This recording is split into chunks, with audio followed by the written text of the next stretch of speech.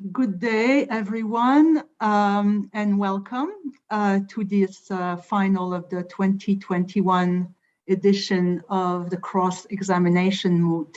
My name is Sophie Nappert. It's my great privilege to be chairing this tribunal with my colleagues, Professor Loukas Mistelis and Professor Franco Ferrari. We are very much looking forward to hearing you.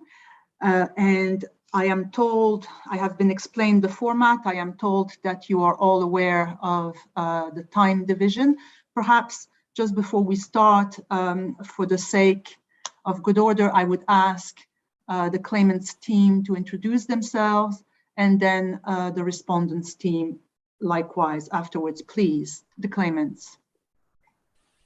Good morning, Madam Presiding Arbitrator and members of the Tribunal. My name is Devansh Kaushik. Today I, along with my colleague Darsan, am here representing TEPC in these proceedings. I will be conducting the direct examination of our witness, Mr. Alex Hertz, and then Darsan will conduct the cross-examination of Mr. Taylor Jewell from AGB. Thank you. For the respondent, please. Honorable members of the Tribunal, my name is Kateryna Kyrychenko. I'm part of Yaroslav Mudryi National Law University team, and we represent AGB Construction Enterprises in the current proceedings. Me and my colleague Vsevolod Martseniuk will do the cross-examination of the witness, and my colleague Krokhmal will do the direct examination of Mr. Jewell. Thank you very much.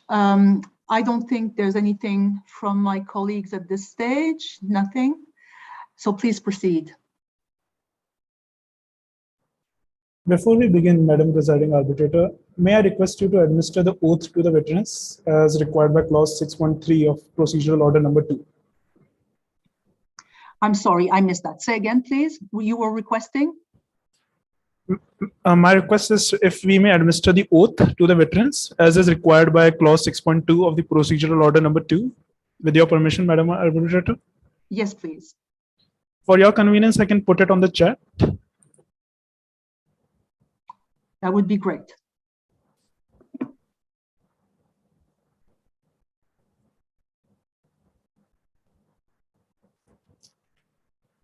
Mr. Hertz, over to you. I solemnly declare upon my honor and conscience that I shall speak the truth, the whole truth, and nothing but the truth. Thank you, Mr. Hertz. Madam Arbitrator, with your permission, may we proceed? Yes, please. Thank you. Mr. Hertz, please state your role in TEPC. I'm the commercial manager at TEPC. I focus on wind energy projects largely. What was your role in the Dawn Wind Farm project? I negotiated the EPC contract with AGB. I was contract manager and I oversaw the project. Right, you have submitted 2 statements as part of the record, I believe, on pages 130 and 140. Correct. Point of order, Madam Presiding Arbitrator, may I please request permission from the host to enable screen sharing? Yes.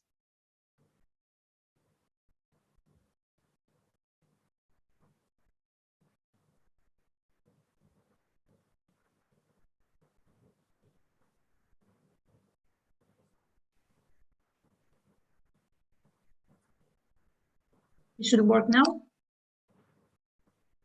Yes, thank you. No worries. To confirm, Mr. Hertz, these are your statements? Correct. This is my statement. You confirm this is your signature? Yes, that's correct. This is my signature. Thank you. Mr. Hertz, can you tell us about the deadline for the completion of the project?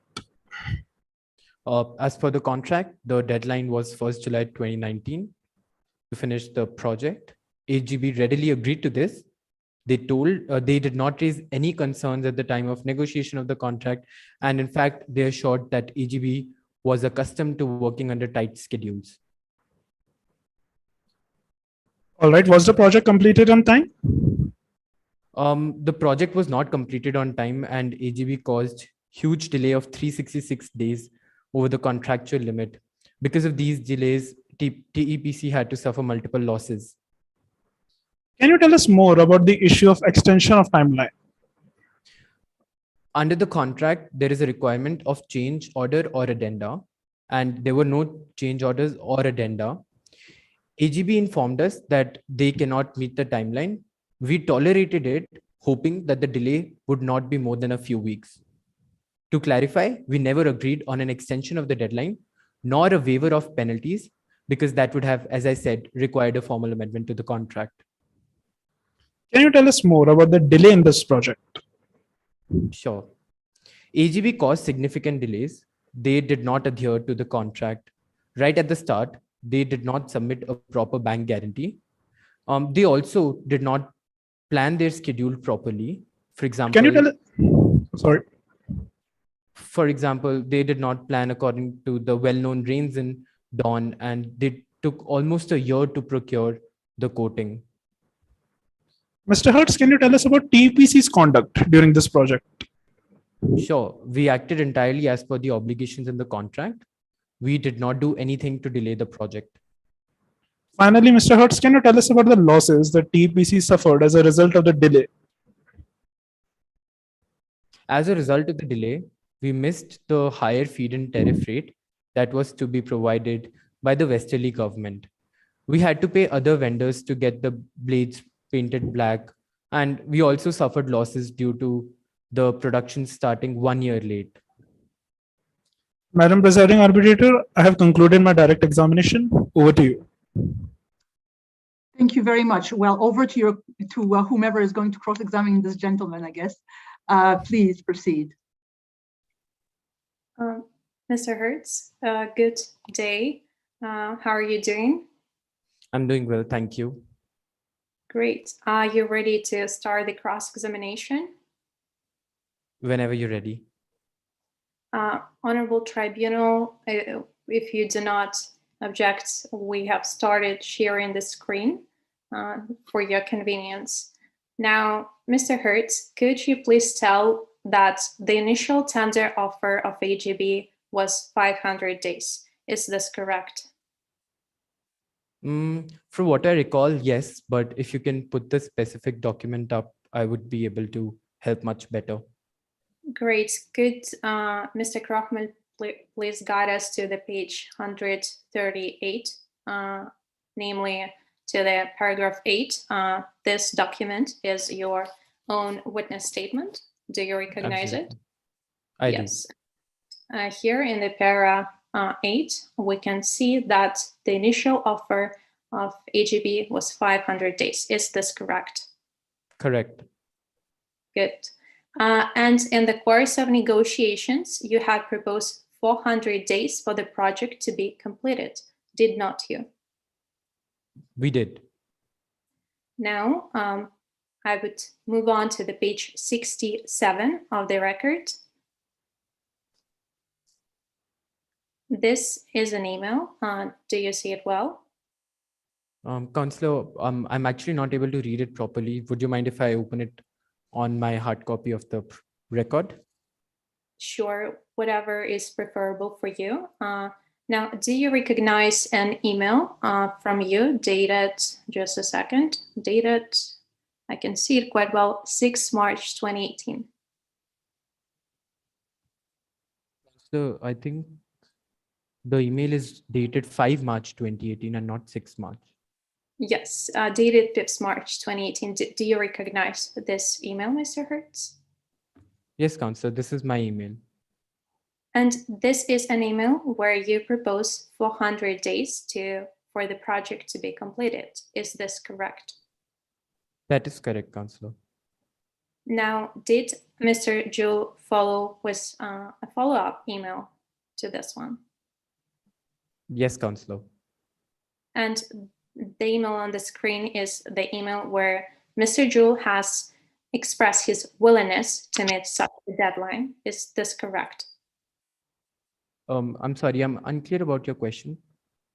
Now, the email of 6 March 2018 is an email where Mr. Jewell has provided that he is willing to help you to meet such a deadline. Is this correct? That is correct. Now, did Mr. Jewell in this email warn you that he was concerned about the factors that could be outside of AGB's control? And this is stated in the paragraph 3, and the paragraph starts with as I've mentioned before, what concerns us are factors that might be outside of our control. Was it mentioned in that email? Counselor, this was a very long question and I couldn't understand exactly. Could you rephrase it, please? Counsel, are you asking Mr. Hertz to confirm the contents of this email? Is that what you're doing? Yes, I'm just trying to figure out where you're going. Yes, Madam Presiding Arbitrator, as this email took quite a long time ago, I was just making sure that the witness is quite aware of this document. I mean, I think you can ask him that question. Perhaps that's going to allow you to move on. Thank you. Thank you, Madam Presiding Arbitrator. So now, Mr. Hertz, do you agree that Mr. Jewell communicated that he was afraid that some of the factors could go beyond his control? I am not sure afraid, but he says that he was concerned. So I think we should be careful with the terminology being used. Now, Mr. Hertz, I'm sorry, there seem to be problems with sound. So did Mr. Jewell warn you that the successes of previous projects depended on cooperation between the parties? Was it implied from that email, Mr. Hertz? Counselor, I cannot say what was implied from the email. I can only tell you what is there in the email. All right. Now, could you please take a look at the paragraph 3 of this email and state and just read the first sentence once again? Sure. Oh, sorry, excuse me, witness. I'm at the next paragraph, please. Counselor, which paragraph? I was reading the third paragraph from what I understand. Then wherever we have agreed on the ambitious deadlines. Sure, Counselor.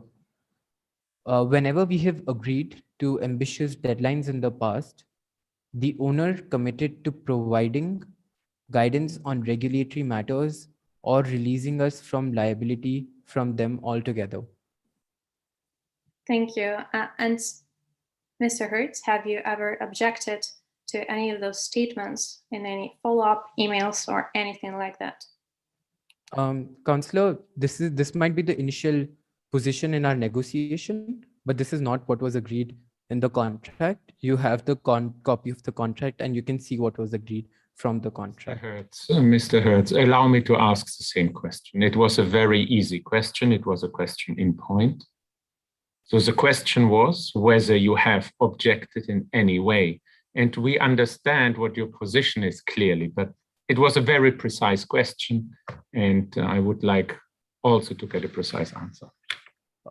Mr. Arbitrator, my apologies if my answer wasn't precise, but the question of the counselor was that in any form did we object it?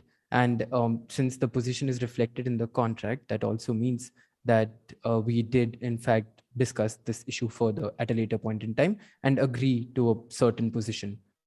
That is what I'm trying to clarify, if that helps, Mr. Arbitrator. Yes, thank you. Thank you. Thank you, Mr. Arbitrator.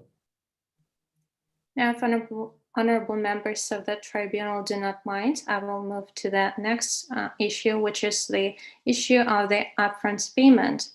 Now, Mr. Hertz, is my understanding correct? TEPC was interested in finishing the project as soon as possible. AGB was or TEPC was? TEPC was. Yes. Yes. Thank you. And TEPC has tried to do everything possible to meet the deadline. Is this correct? Everything as stipulated by the contract, correct. Now, and I would like to move on to the page 57 of the contract. This is the EPC contract, please. Now, Mr. Hertz, was the upfront payment necessary to start the construction of the Dorm wind farm? Counselor, I'm unclear on your question because from what I can see on the screen, there's a definition of upfront payment. Now, I will paraphrase the question for you. Was upfront payment a condition precedent to start the construction of the Dorm wind farm? Counsel, this is not a legal expert. It's a factual expert. Are you asking him to interpret the contract? No, Madam Presiding Arbitrator. Mr. Hertz was the one in charge of the negotiations of the contract. And what I'm asking is simply, was upfront payment required for the construction works to start? This is quite a simple question, and it is also reflected in his witness statement. So you're asking him from his perspective as the commercial negotiator for his company? Yes, Madam Presiding Arbitrator, your understanding is correct. Thank you. Mr. Hertz, are you able to answer that? Madam Presiding Arbitrator, to the extent that it involves interpretation of the contract, I'm afraid I'm not a legal expert. But to the extent that I was the negotiator for this contract, I do believe that it was a condition precedent in the contract. Thank you. Now, Mr. Hertz, and to obtain the upfront payment, the guarantee had to be obtained. Is my understanding correct? The first demand guarantee. I'm a little unclear on your question. So, did AGB have to provide you with the first demand guarantee for the upfront payment to be paid by you? Is my understanding correct here? Yes, that's now, correct. Mr. Hertz, and so without the guarantee, the construction works could not start. Is my understanding correct? Could not start. I think that's correct. Now, let's move to the page 73, the exhibit C6, please. Now, and let's scroll down a little. Yes, scroll up, please. Now, do you recognize this email that is in front of you? Can you please zoom in, Mr. Krokhmal? Sorry? Mr. Hertz, do you recognize the email Yes. in front of you? And was it I do. sent? This is an email from Taylor to address to me, sent on 4 June 2018. Yes, correct. And could you please clarify, did Mr. Jewell send to you the bank guarantee that was requested? The bank guarantee that was requested was the one that complied with the provisions of the contract. So I would say that no, Taylor did not send me the bank guarantee that was requested. The question is simple. Was it the email where Mr. Jewell sent you a guarantee? Was it or was it not? Just a guarantee? Yes, correct. Now, and did he also mention, please look at the highlighted pink part. He said, I would need you okay at the latest tomorrow. Was the next day, 5th June 2018? Is this correct? Yes, that's correct. And he said that it was required to meet the upfront payment deadline. Did not he?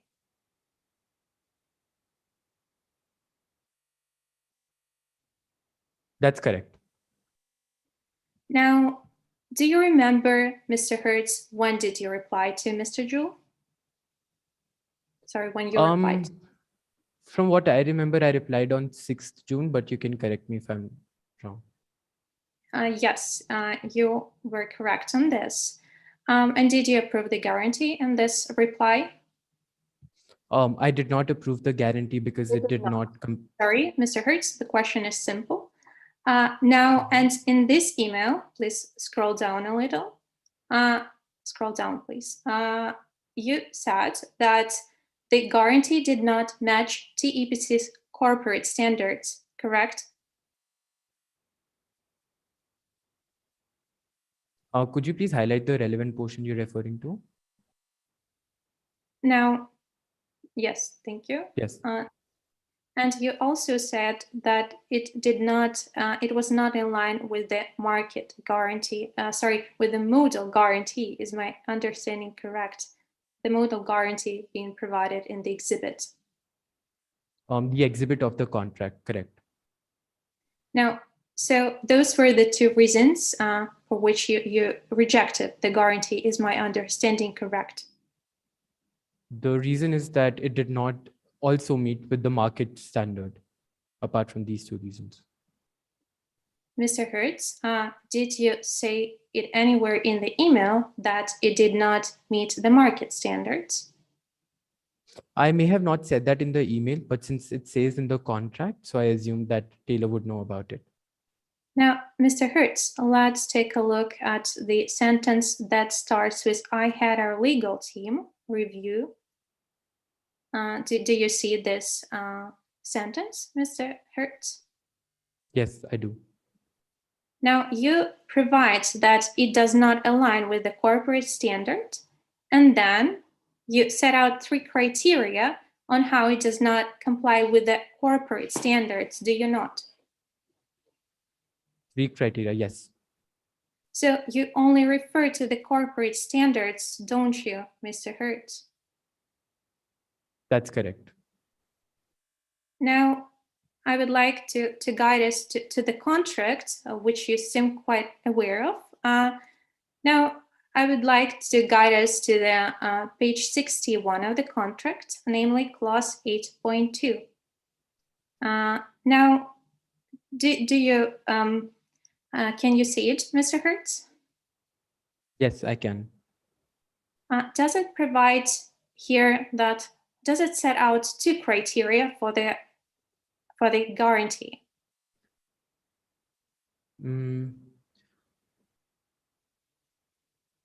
I actually see, I'm not an expert at interpretation of the contract, but from what I can say, there are 3 requirements.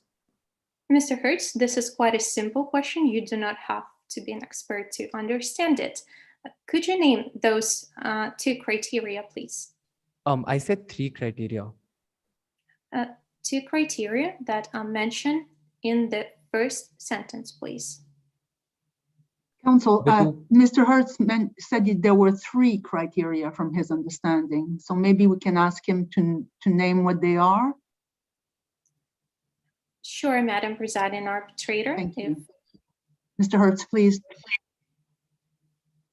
The first is that the guarantee shall comply with the market standards. Second is that it should be provided by a first-line financial institution.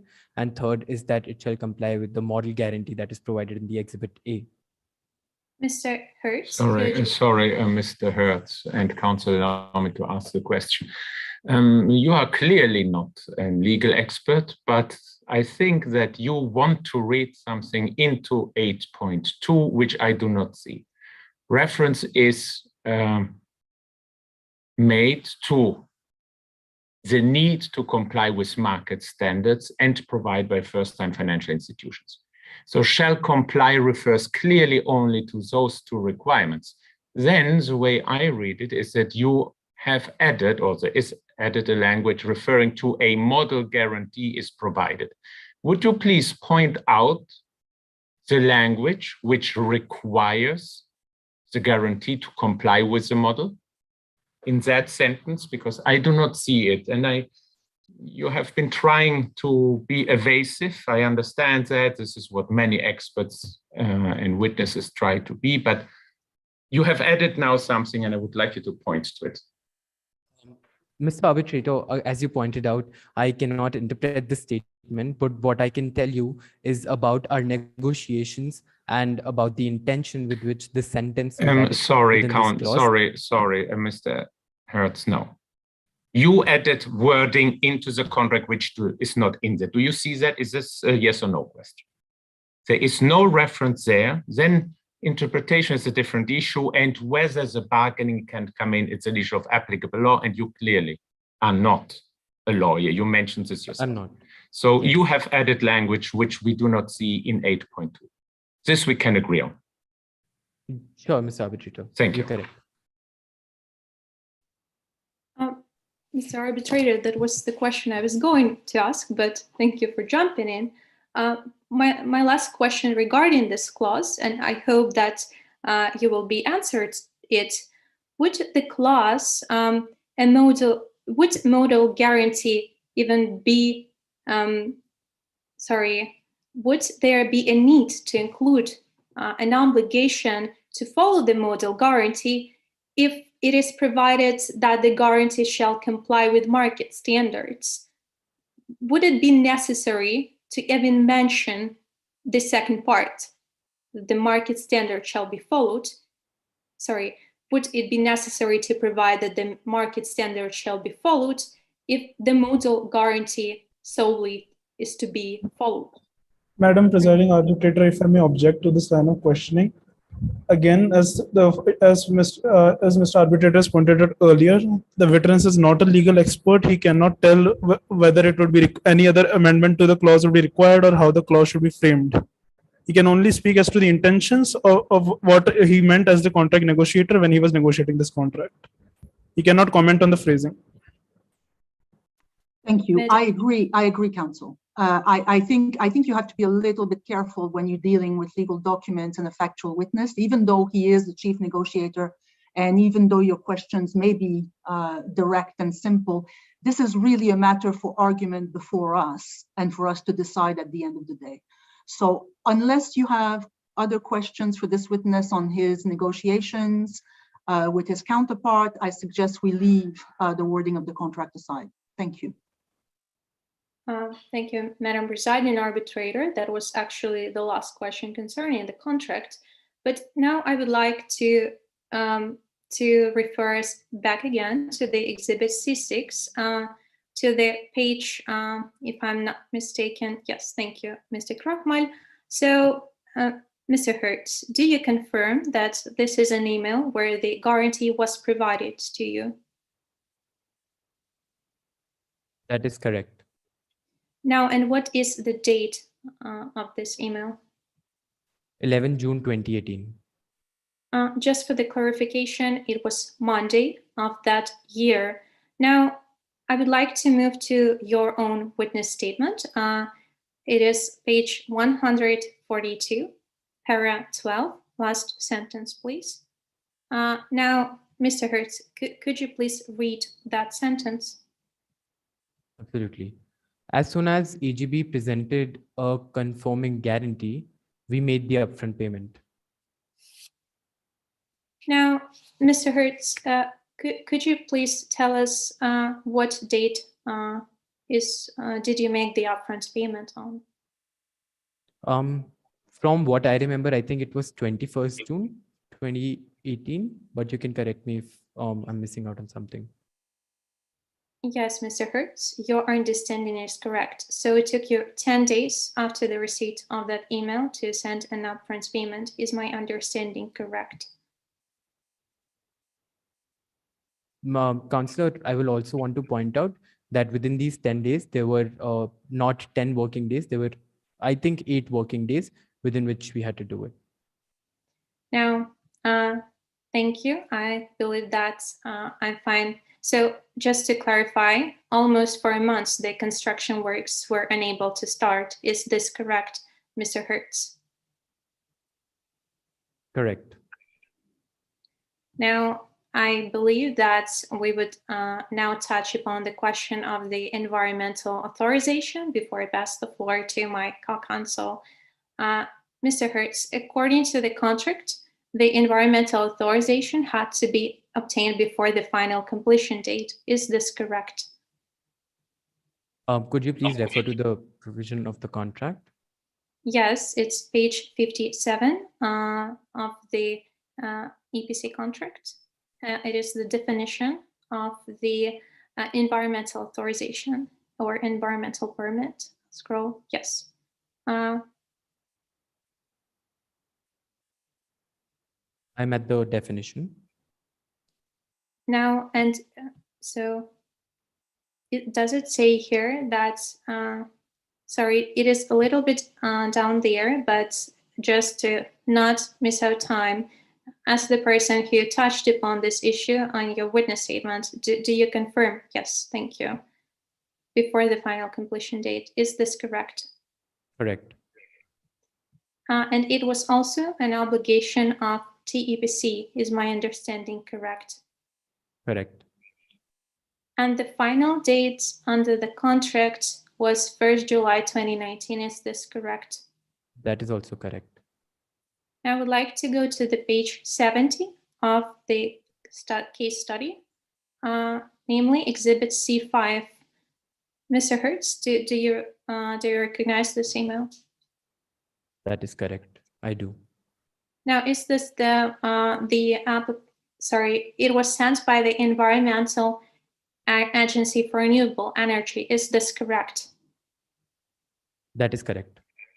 And this is a notification of obtainment of the environmental authorization. Is this correct? That is also correct. Now, could you please simply read the highlighted part, please?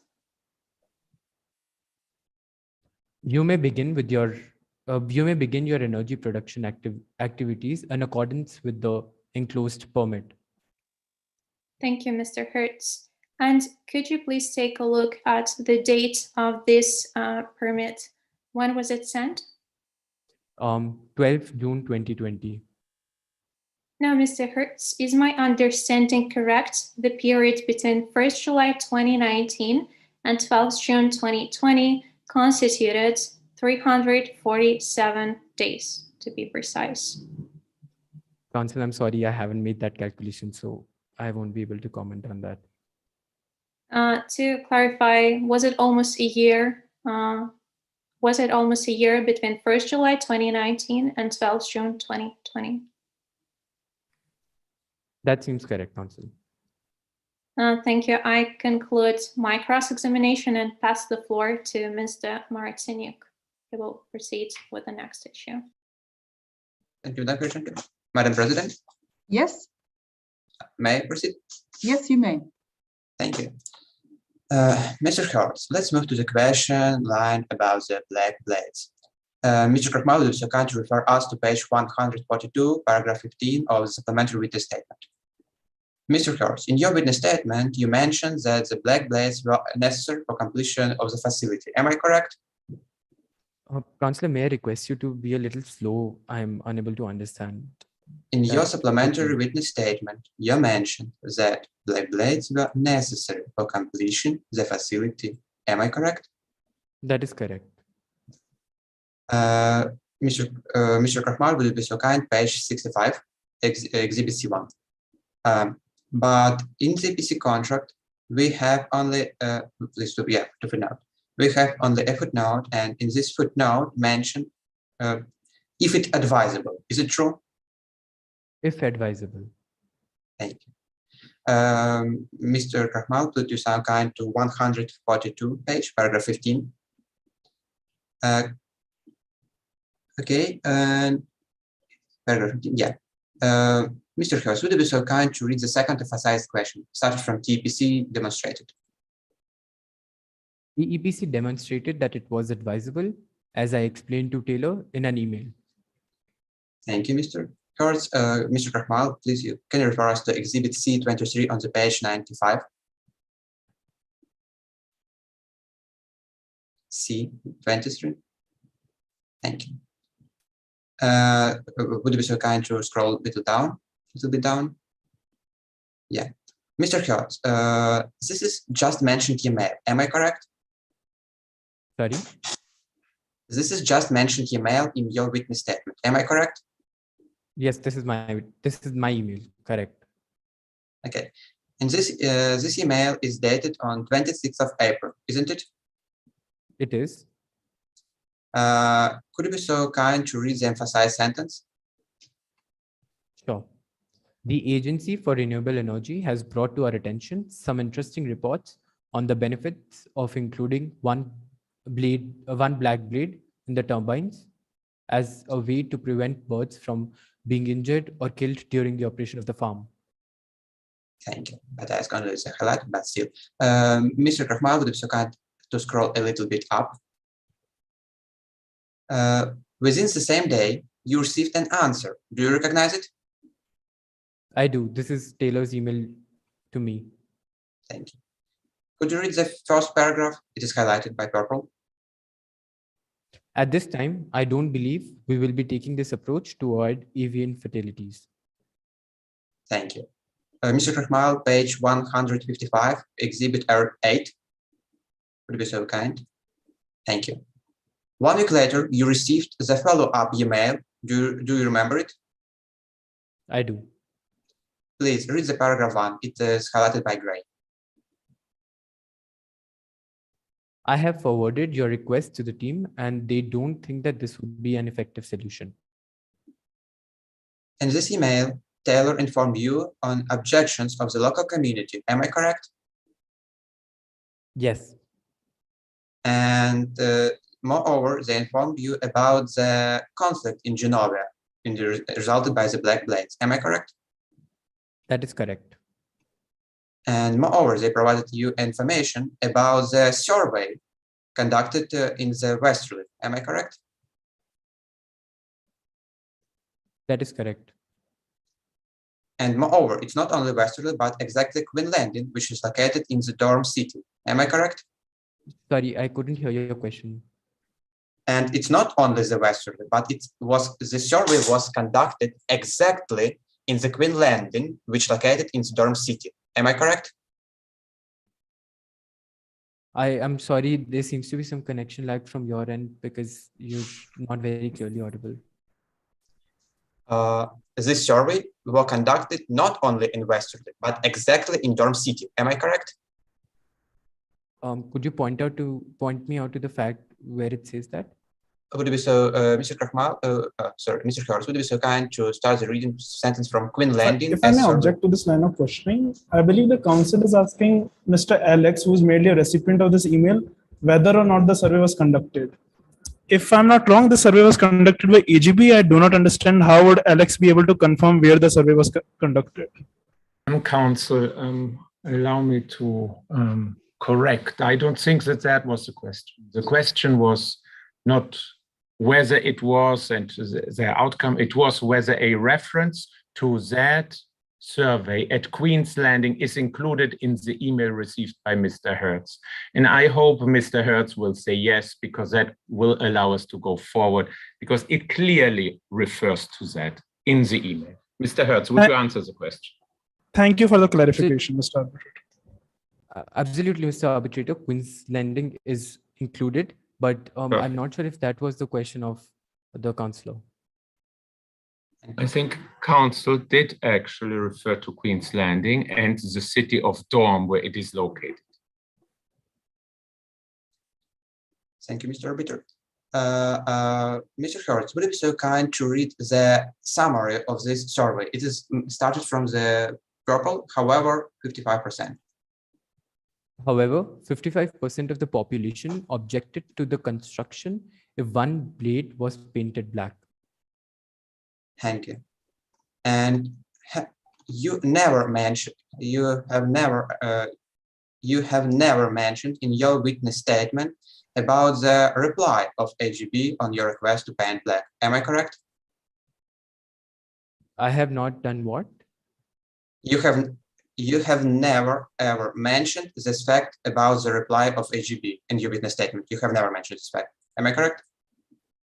I think so. You have never mentioned this fact even in supplementary statement. Am I correct? I've not mentioned it in my supplementary statement.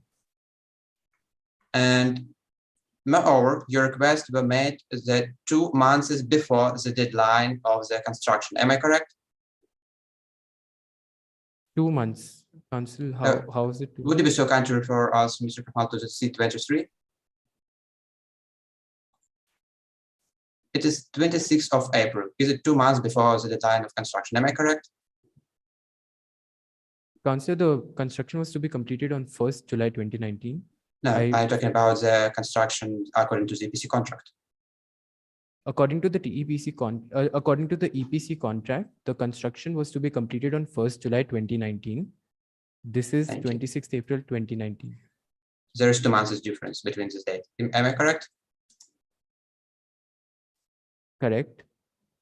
Mr. Krokhmal, would you kindly refer us back to this email? Oh, sorry, not to email, to the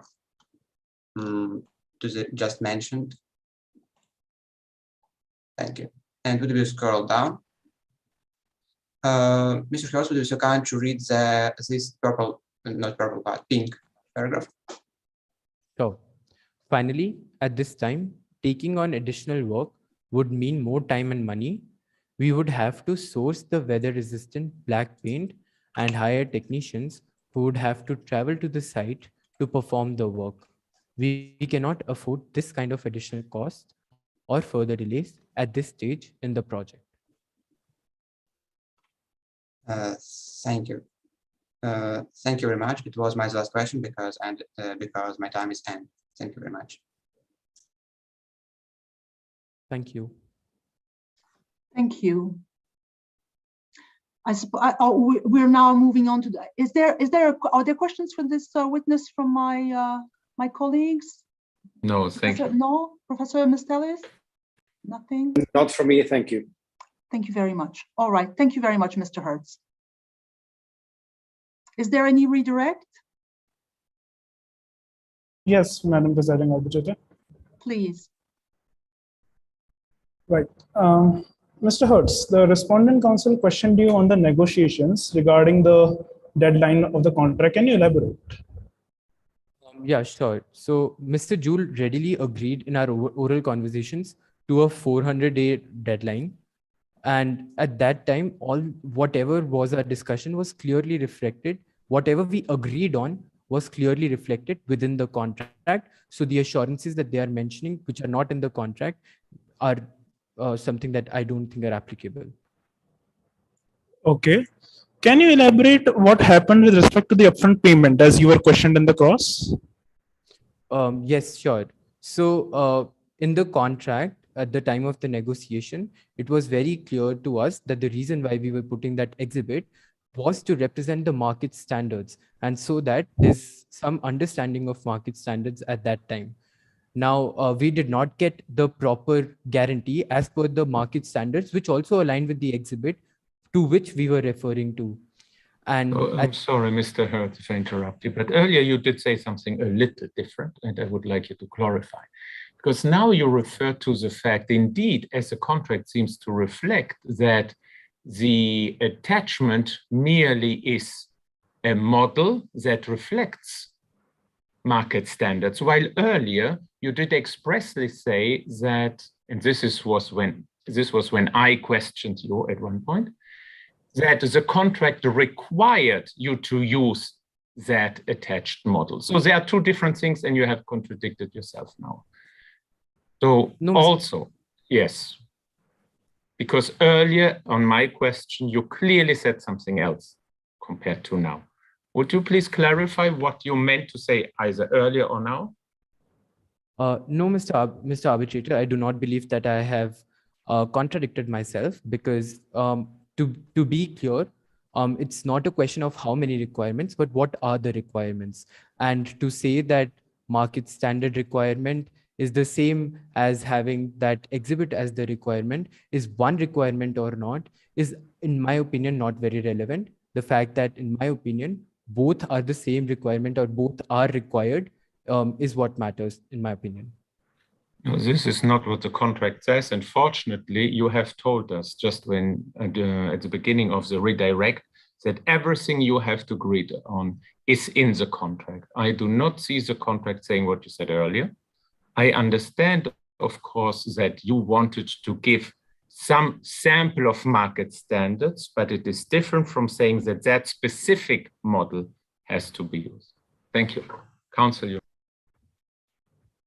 Thank you, Mr. Presiding Arbitrator. Mr. Arbitrator, I do believe this is the contention just managed is actually a legal argument that is included in a skeletal briefs. I believe the tribunal can examine it in the next stage of proceedings. Continuing, Mr. Hertz, counsel questioned you on your reply when Taylor first sent you a draft guarantee. Can you elaborate? Yes, sure. So I did reply on 1 day delay, but it was merely because my legal team had to review the template as the template according to the contract needs to be followed. And had the template followed what the contract had said, we would have replied immediately and provided the upfront payment. Can you elaborate on the model guarantee that had been attached in the contract? Yes, Objection. sure. The opposing counsel himself has said that his client is not an expert on this matter. Now he clearly requests him for his. If I may rephrase. Counsel, I'm sorry. counsel, let's Just be very second, civil. one second. We can only speak one person at a time. Exactly. Apologies. We have to hear the objection in its totality, and then if you disagree, counsel for the claimant, you can tell us. So please, Ms. Kyrychenko, please, what is your objection? You said the question calls for legal expertise. Is that your objection? This is my objection. My apologies, Madam Presiding Arbitrator. If I may rephrase, Mr. Hertz, I'm not asking for a legal opinion. Can you just tell us the contract discussions that happened regarding the model guarantee? The facts. Sure. Absolutely. So we discussed that the model guarantee, and we agreed on it as for what I remember during our negotiations. This is also clearly in my understanding, because we have been using the same model guarantee in all our contracts to ensure that this issue does not arise. You are also questioned on the environmental authorization to be provided by TPC. Do you want to elaborate? Yes, I do. So the council showed me the date on which the final environmental permit was approved by the agency. However, the environmental authorization required for construction of the contract was merely a temporary permit that was required, and we had even filed that for that permit before the contract was signed, and we had it. So it did not cause any disruptions in the plans of AGB to construct the project. Right. You are also questioned on what the contract says on black blades. Can you elaborate? Yes. The facts. Yeah, sure. I can elaborate. So it was, so as the council showed that within the contract, it's written if advisable. And we meant to believe that if we advised them that the black blade was, one blade was to be painted black, they would confirm, because they are the contractors and we are the owners. So it made sense for us that the advice would only be our advice and it wouldn't matter what they would say. So in my opinion, since we advised that they should paint the blade blacks, they should have done that, and that became a requirement under the contract for them. My final question to you, Mr. Hertz. The council has throughout his cross-examination highlighted that you did not reply to certain emails by AGB.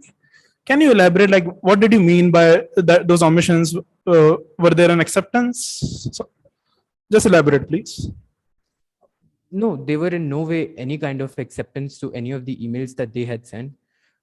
This project has been going on for a long period of time, and we had been doing a lot of work. So it's plausible that I missed a few emails here and there, but that does not mean that there was any kind of amendment to the contract. The provisions and the procedure under the contract remain the same. Thank you, Madam Presiding Arbitrator. With this, I conclude my redirect examination. Thank you very much. Is there, I don't expect there to be recross, but please tell me if I'm wrong. I have, before we go to a recross, I have a short question for the witness. Mr. Hertz, as a commercial manager, how often are you involved in contract negotiations? Mr. Arbitrator, quite often. And do you take a role in the actual drafting or wording of contracts? Mr. Arbitrator, I usually have my legal team with me who make sure about the wording of the contract. Okay, so your main role in such discussions and negotiations is to ensure that the commercial deal works for your side. Absolutely, Mr. Arbitrator. And the final question I have, because you have referred, we have discussed quite a bit about market standards. Are these financial market standards, or are these industry market standards, as in sort of EPC contracts? Mr. Arbitrator, I understand them to be the industry requirements. Okay, thank you. Thank you very much. Thank you. Recross from the respondent side. Yes, Madam Presiding Arbitrator. Now, I would like to first ask you, is my understanding correct? There is only one market standard for the model guarantee, and it is only reflected in your corporate standards. Is this my understanding from your reply to the arbitrator, Professor Ferrari? That is correct. Thank you for this answer. And now I would also like to ask you about, you said that the temporary guarantee was enough. Is my understanding correct? Correct. Now I would like to, if honorable members of the tribunal do not mind, this is the notice of dispute of DEBC. Do you recognize it? Yes, correct. Now, could you please read out the highlighted part? Yes, sure. In any event, since a temporary permit was granted to allow construction, while the final permit was processed, the delay in obtaining the final environmental permit could not have impeded AGB's progress. Now, could you please tell me what was the purpose of the temporary permit according to this sentence? Counsel, what do you mean by the meaning of temporary permit according to this sentence? Because temporary permit, if I understand correctly, has been detailed in one of the clarifications. I will paraphrase for you. Was the temporary permit granted to allow construction? That is correct. Now I would like to guide us back again to the to the environmental authorization, C5, page 70. Counsel, Now, how does this, I'm sorry to interrupt you, how does this refer to something that arose in redirect? I'm not following you. I could have missed something. Madam Presiding Arbitrator, Mr. Hertz has stated that there is no difference between the final authorization and the temporary authorization. He said that there is no difference, and now I'm trying to understand, is there any difference or not? Just one second. I think Mr. Hertz is disagreeing with you. Just one second, please. Mr. Hertz was shaking his head. Is there a difference or isn't there a difference, Mr. Hertz? Madam Presiding Arbitrator, that was not my statement at all. There is, in fact, a difference. And the difference is that the temporary permit allows for the construction of the project, whereas the final permit is required for operationalization, as is also clear from the record clarification number 4 and clarification number 7, from what I remember. Thank you. Counsel, does that help? No, actually, Mr. Hertz, does it reflect what you have previously stated? I clearly do not recall you saying that. And allow me to add, and this is Arbitrator Ferrari speaking. In fact, Mr. Hertz has actually not said so. Mr. Hertz has indeed only stated that the fact that there was a temporary permit would allow construction and would not lead to delays. That's the only statement. So no distinction had been made by Mr. Hertz. Unfortunately, we don't have the benefit of the transcript, but I'm sure the transcript would reflect this. All right, and Mr. Hertz, let's go back to the email C3, where you have discussed the conditions. Now let's go a little bit down to this email, and could you please read here the part where you please a little bit down so we can see the next part of the page, and could you please read the sentence that is not highlighted, but I'm confident, and just move on. Could you please do so? The one highlighted with the mouse right now. All right. I'm confident. I'm confident that this deadline is feasible in view of your expertise. Please let me know if there are any contractual accommodations that will make this deadline work. Now, and in reply to this email, did Taylor Jill provide you with such accommodations? Is my understanding correct, Mr. Hertz? That is correct. Now, so it was the email where Mr. Jill has accepted your proposition for the deadline. That is correct. And was it the first email where he described those conditions, right? Which conditions? For meeting such for accepting such a deadline. Are you talking about the exceptions that are reflected in this email? If I may object, can I ask the council to please clarify how is this connected to the redirect? I'm very sorry. I have the same question, actually. Ms. Kyrychenko, please. Yes, this issue was touched upon in the redirect. This email was discussed there. So what I wanted to clarify, Mr. Hertz. I'm very sorry. There was a lag. Please continue. Sorry. So, Mr. Hertz, just to clarify, was it the first email, and was this email later on the template for the future negotiations of the contract? So, was this email essential for the future discussions of the contract, or was it not?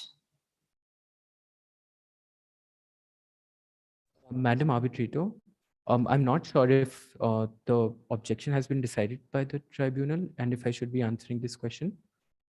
So your counsel, I think your counsel is no longer objecting. Am I right? Ma'am, I'm sorry, Madam Arbitrator, I am objecting because I do not remember discussing this email at all.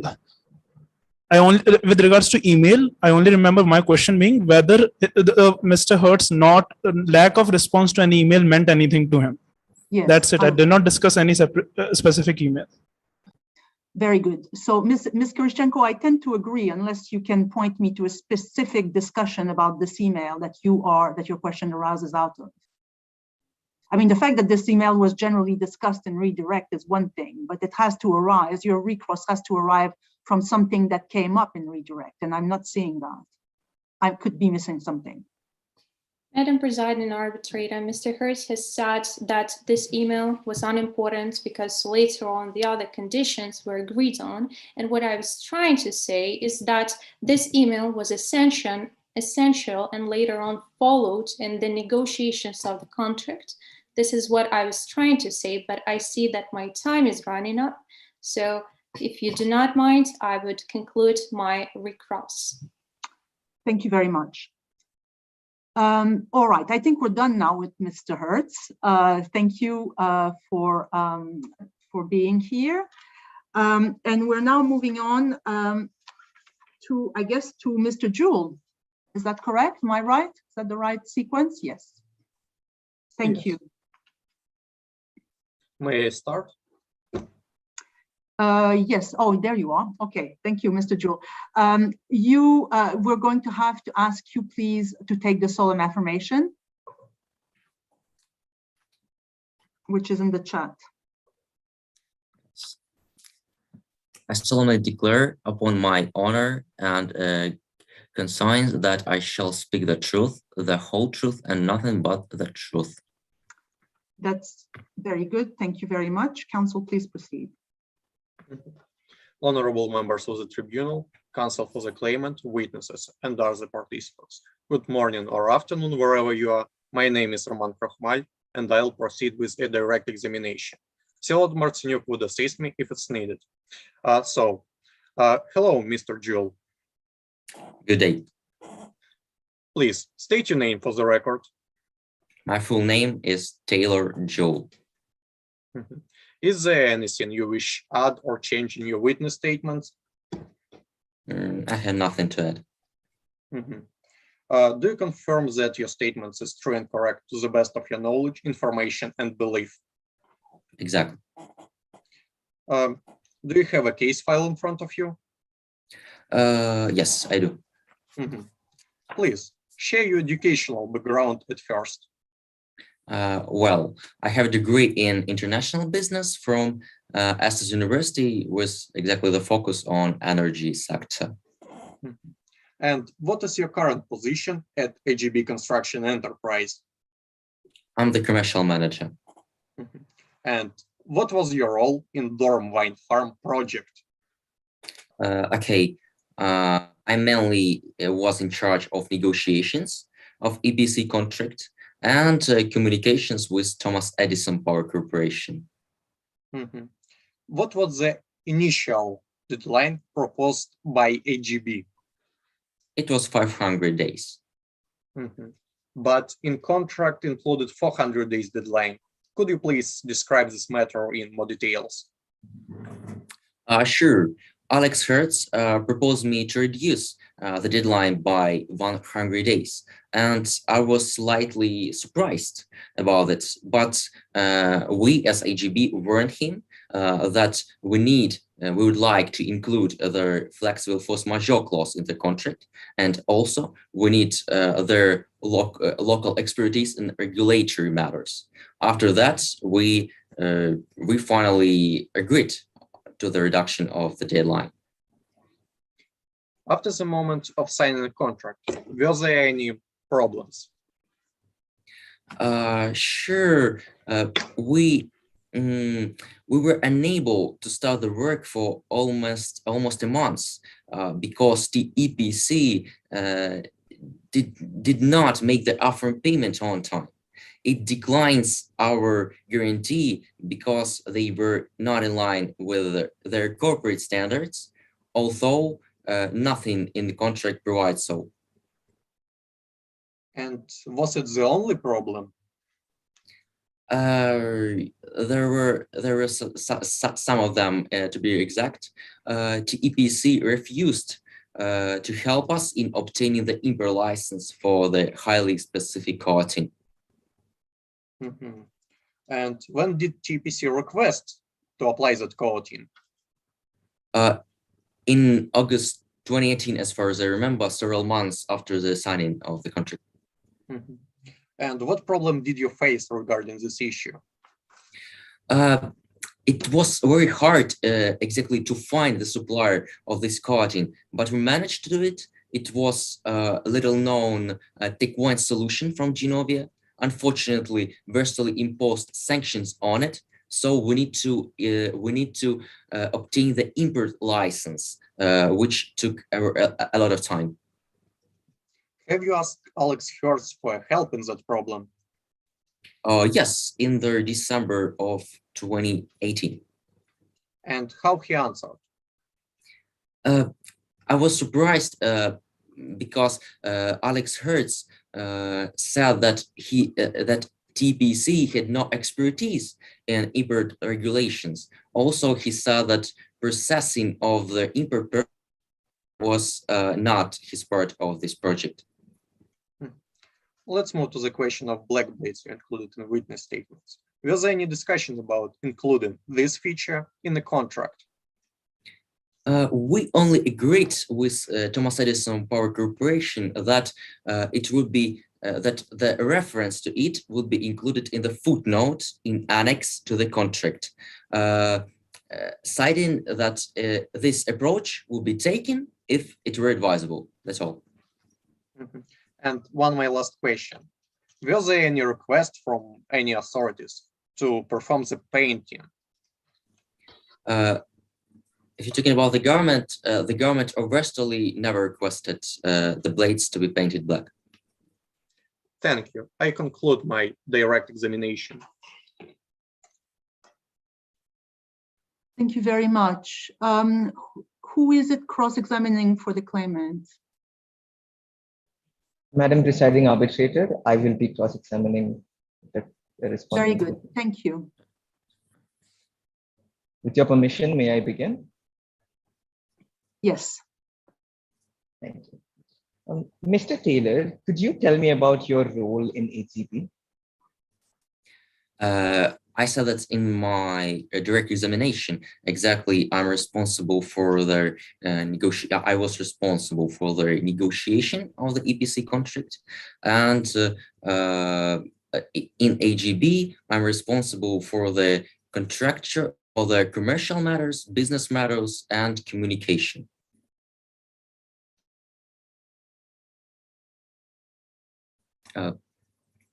Sorry.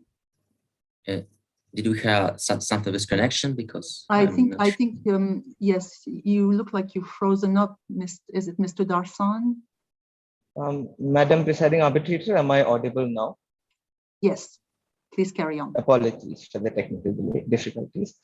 Mr. Jewell, I was asking whether you played a very serious role in the negotiation of this contract in the Dawn Wind Farm project. Can you please repeat the question? It's I didn't you understand. played a serious role in the negotiation of the Dawn Wind Farm contract, correct? Yes, it's correct. Let us move on to the question of delay that you mentioned in your written statement. You have stated that TEPC's request for a specialized coating was one of the reasons for the delay, correct? Not exactly the request of such exactly specific coating. Yes, it was the cause of this delay because it was the sanctions and we should obtain the IBER license, which very delayed the process. Now, TEPC sent the specifications of the coating in August 2018, correct? Yes, several months after the signing of the contract, correct. I would like to draw your attention, Mr. Jewell, to Exhibit R10 on page 157. My co-counsel will be sharing that on the screen momentarily. Could you kindly read the highlighted portion out? Yes, 1 second. I only, yes. Sorry.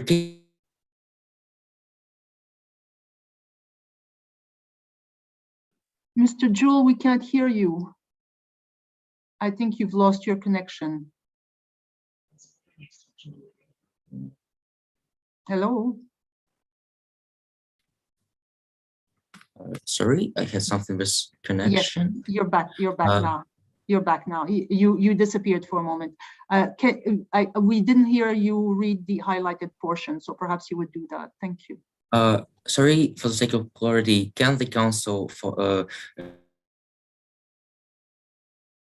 Right, you're gone again. Mr. Jewell, your connection has dropped. I think now it's back. Now you're back. It should be right now. Yeah. Yes. Sorry. I'm very sorry. What did you want to ask? What did you want to ask, counsel? For sake of clarity, can the council show me what is exhibit and what is email at all? Certainly, Mr. Jewell. This is Exhibit R10. This is a mail that you sent on 16th August 2018. Yes, I remember. Thank you. Could you please read out the highlighted portion? Yes.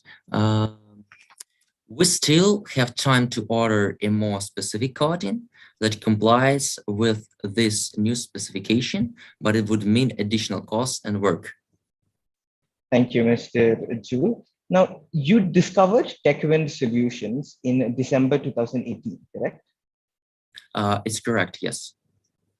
I would like to draw your attention in that case to Exhibit R12.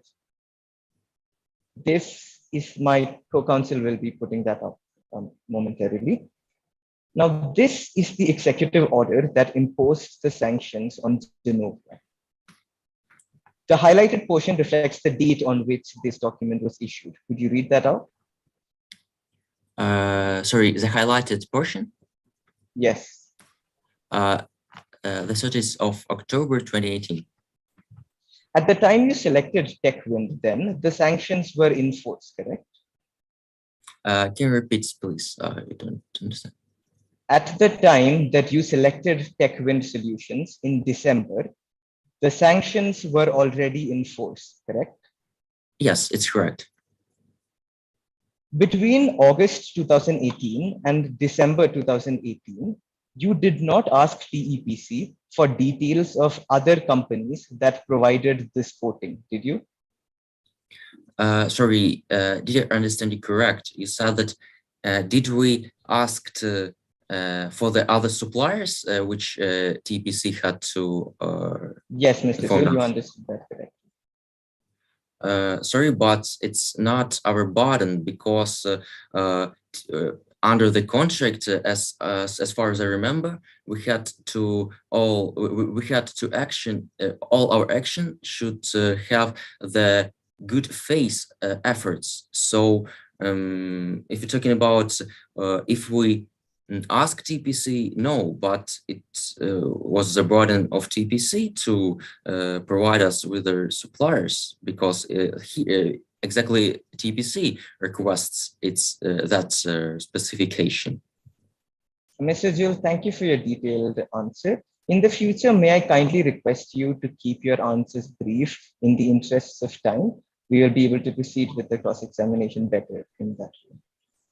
In paragraph 14 of your witness statement, Mr. Gill, on page 221, you are stating in the highlighted portion that you were surprised when Alex informed you that processing import permits was not part of their role in the project, correct? 1 second. Yes. I'm said this in my direct also. Mr. Gill, I would like to draw your attention in that case to paragraph 5.4 of the contract on page 59.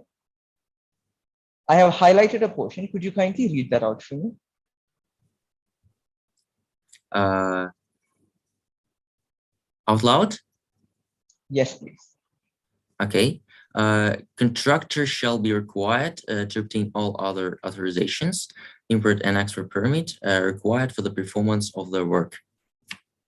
Mr. Gill, we shall proceed to the environmental permit that you mentioned. You have also stated that TEPC caused a delay by not obtaining the final environmental authorization on time, correct? Please, sorry, can you, what TPC did? You have stated that one of the reasons for delay was that TEPC did not obtain the environmental authorization on time, correct? Yes, it's, sorry, can you please, only for formulation of, only, I'm just don't remember the formulation of the statements. I have to concretize about this formulation because I don't remember exactly the delay. Mr. Gill, I shall restate my question. In your opinion, did TEPC contribute to the delay by not obtaining the environmental authorization on time? Yes or no? It failed to obtain their authorization on time. Exactly.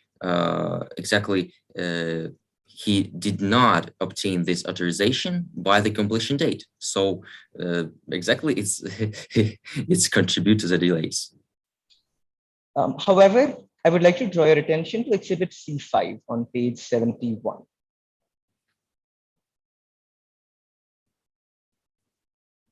According to this document, which is the final environmental permit, this states that TEPC had obtained a temporary permit in May 2018, correct?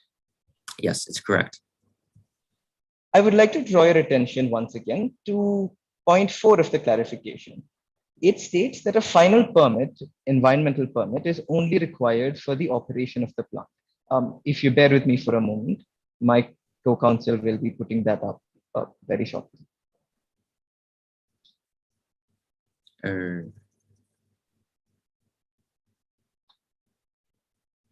Sorry, what is the document? I'm just. This is the clarifications in the bundle, correct?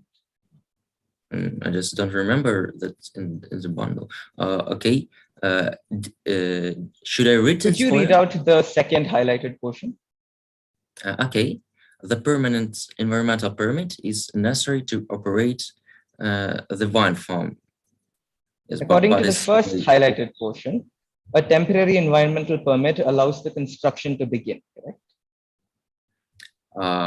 Yes, the temporary permit allows the construction exactly, but without the environmental permit, the construction cannot finish, and the facility cannot be running without the environmental authorization. I think it's clarified. Mr. Jewel, AGB was contracted to construct the wind farm, correct? Sorry, I just don't understand your question.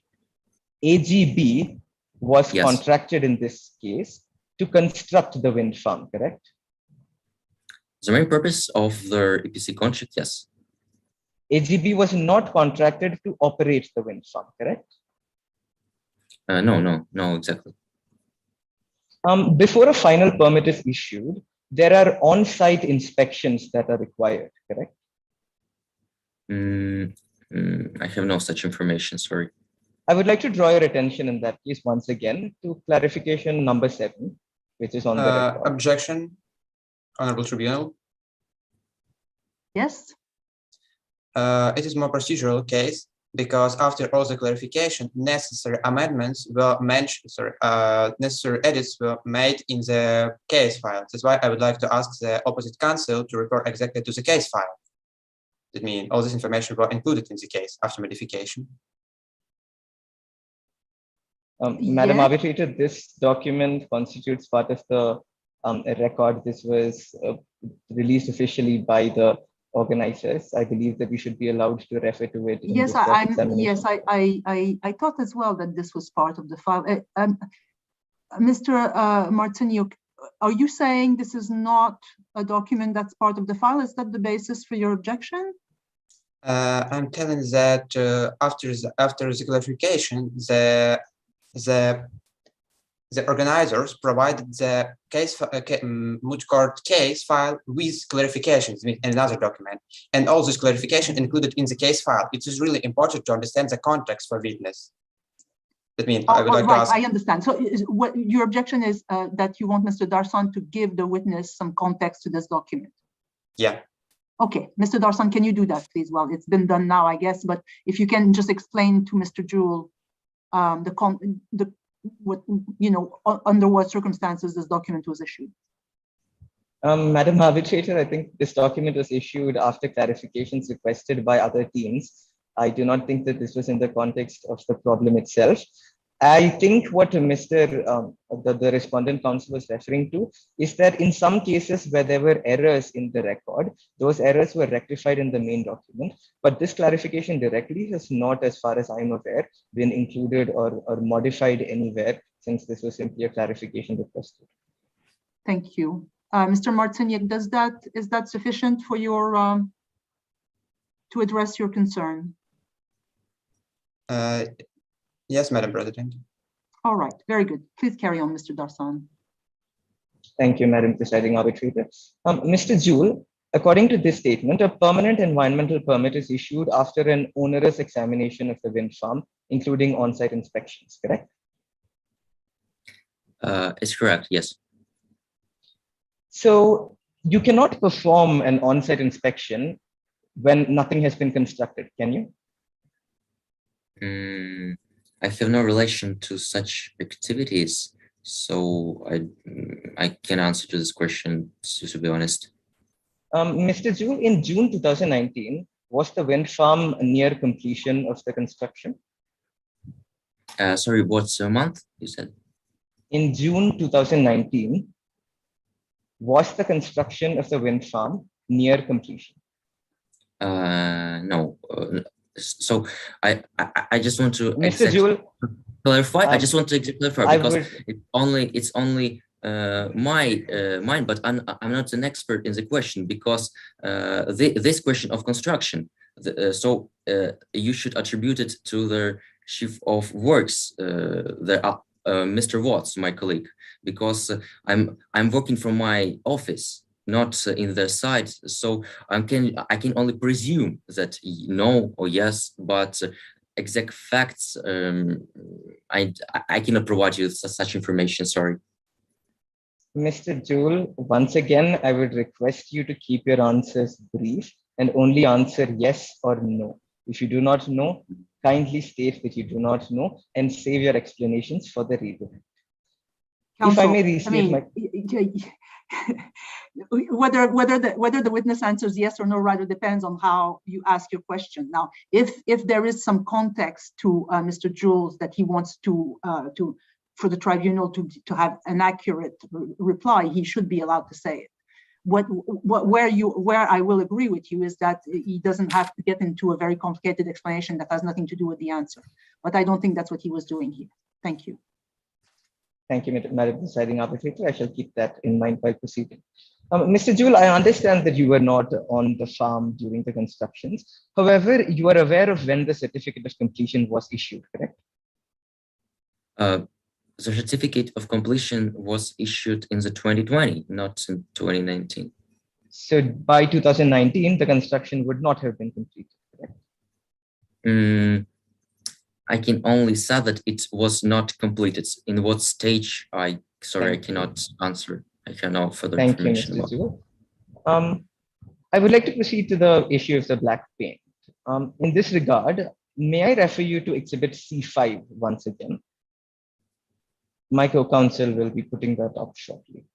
This is a letter from the Agency for Renewable Energy, correct? And this is the document where the final permit was issued.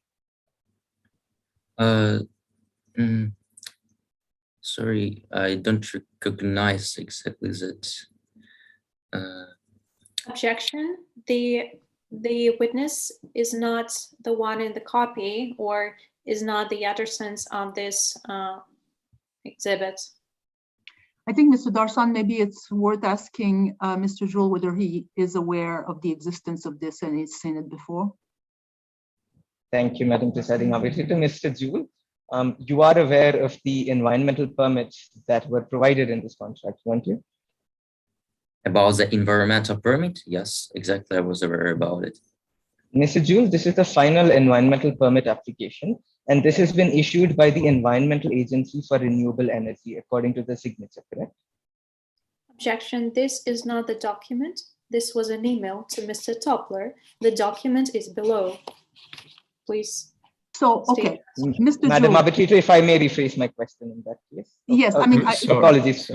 May I ask counsel to avoid speaking over an arbitrator? That's the first rule, I think, in arbitration. Second, to allow opposing counsel or anybody to first finish his or her sentence. Thank you, Mr. Madam. Yes, Mr. Darsan, please. I think I'm going to cut through this a little quickly. Mr. Jewell, have you seen this document before, the letter or the document underneath? I have analyzed the all documentation before my hearing, so probably I had some. Yeah. So the answer is yes. You have seen this document. Sorry. Recently, yes, I had seen this document. Okay, so you're able to answer Mr. Darsan's questions on these documents. It depends on the on the question. Fair enough. Okay, Mr. Darsan, please ask your question, and if Mr. Jewell knows the answer, he will give you. Mr. Jewell, this letter was issued by the Environmental Agency for Renewable Energy, correct? Probably yes. Yes or no, Mr. Jewell? Okay. Yeah. Yes. Thank you. Could you please read the highlighted portion for me? Out loud. Okay. Please bear in mind that the permit may be withdrawn in case of any non-compliance with the applicable environmental regulations. Thank you, Mr. Jewell. I would like to draw your attention to Exhibit C22, which is on page 94 of the record.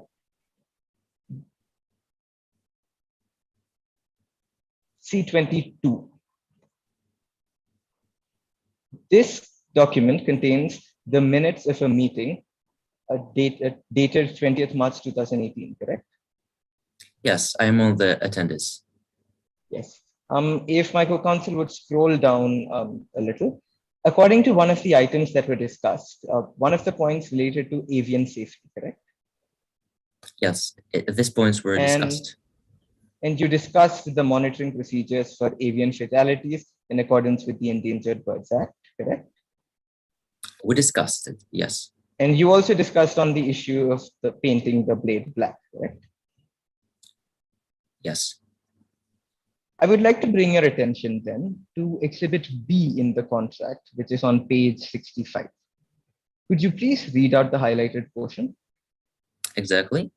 If advisable, at least one blade shall be painted black. I would like to thank you, Mr. Jewell. I would like to draw your attention to Exhibit C23, dated 26th April 2019. In the first line, Alex states that the Agency for Renewable Energy suggested reports about the benefits of a black blade to prevent birds from being injured, correct? Just a second.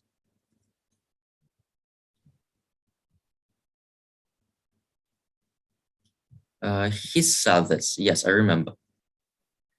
And in the next line, Alex states that he wants to heed to the advice of the agency, correct?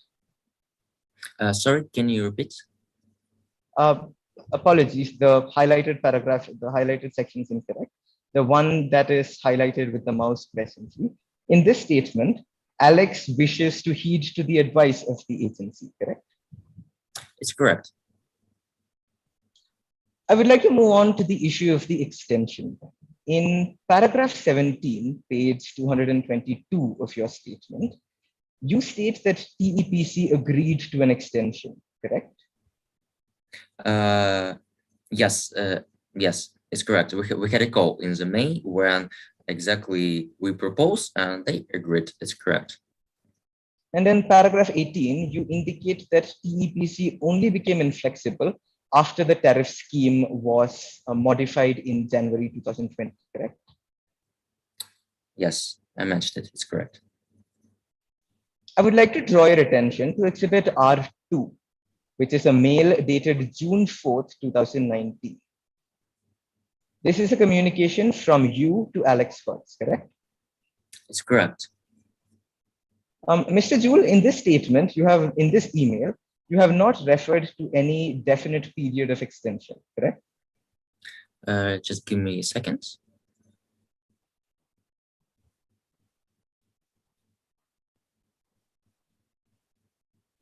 Yeah, I can give you my explanation about it. Mr. Jewell,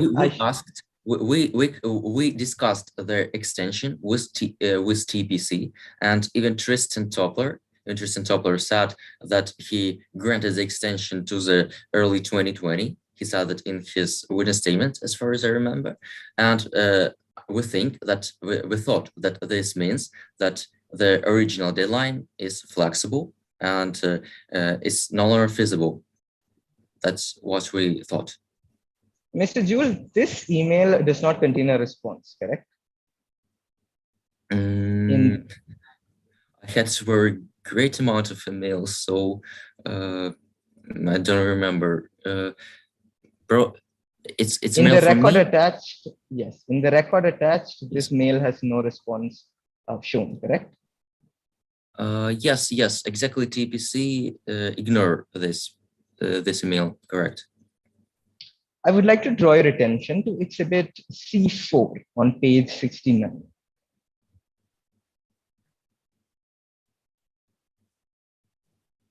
This is an email to you from Mr. Alex Hertz, correct? Yes, it's correct. And this is dated 31st July 2019, a month and a half after you sent the previous response, correct? Yes, but the subject of this email is different. Mr. Jewell, this email does not make a reference to the extension at all, correct? Sorry, can you repeat? This email does not refer to an extension, correct? 1 second.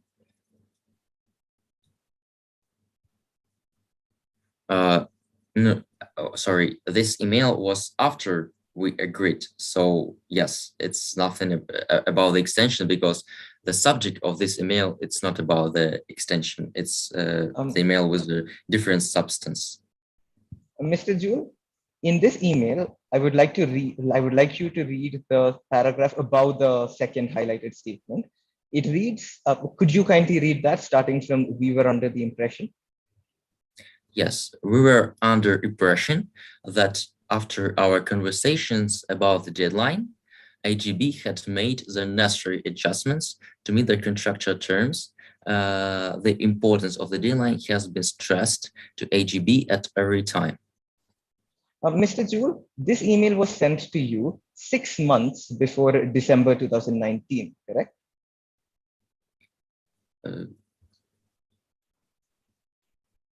Sorry, six months before. This was before December 2019, correct? Yes, correct. Thank you, Mr. Jewell. I think, Madam Presiding Arbitrator, I have exceeded my time at this point.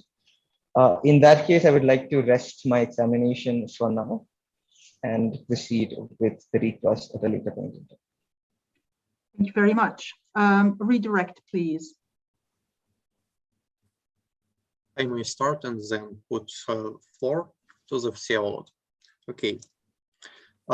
Please, Mr. Jewell, tell us, what was the importance of final environmental permit? It is probably the most important permit, because without the permit, no one can run the facility, and the facility cannot produce their energy.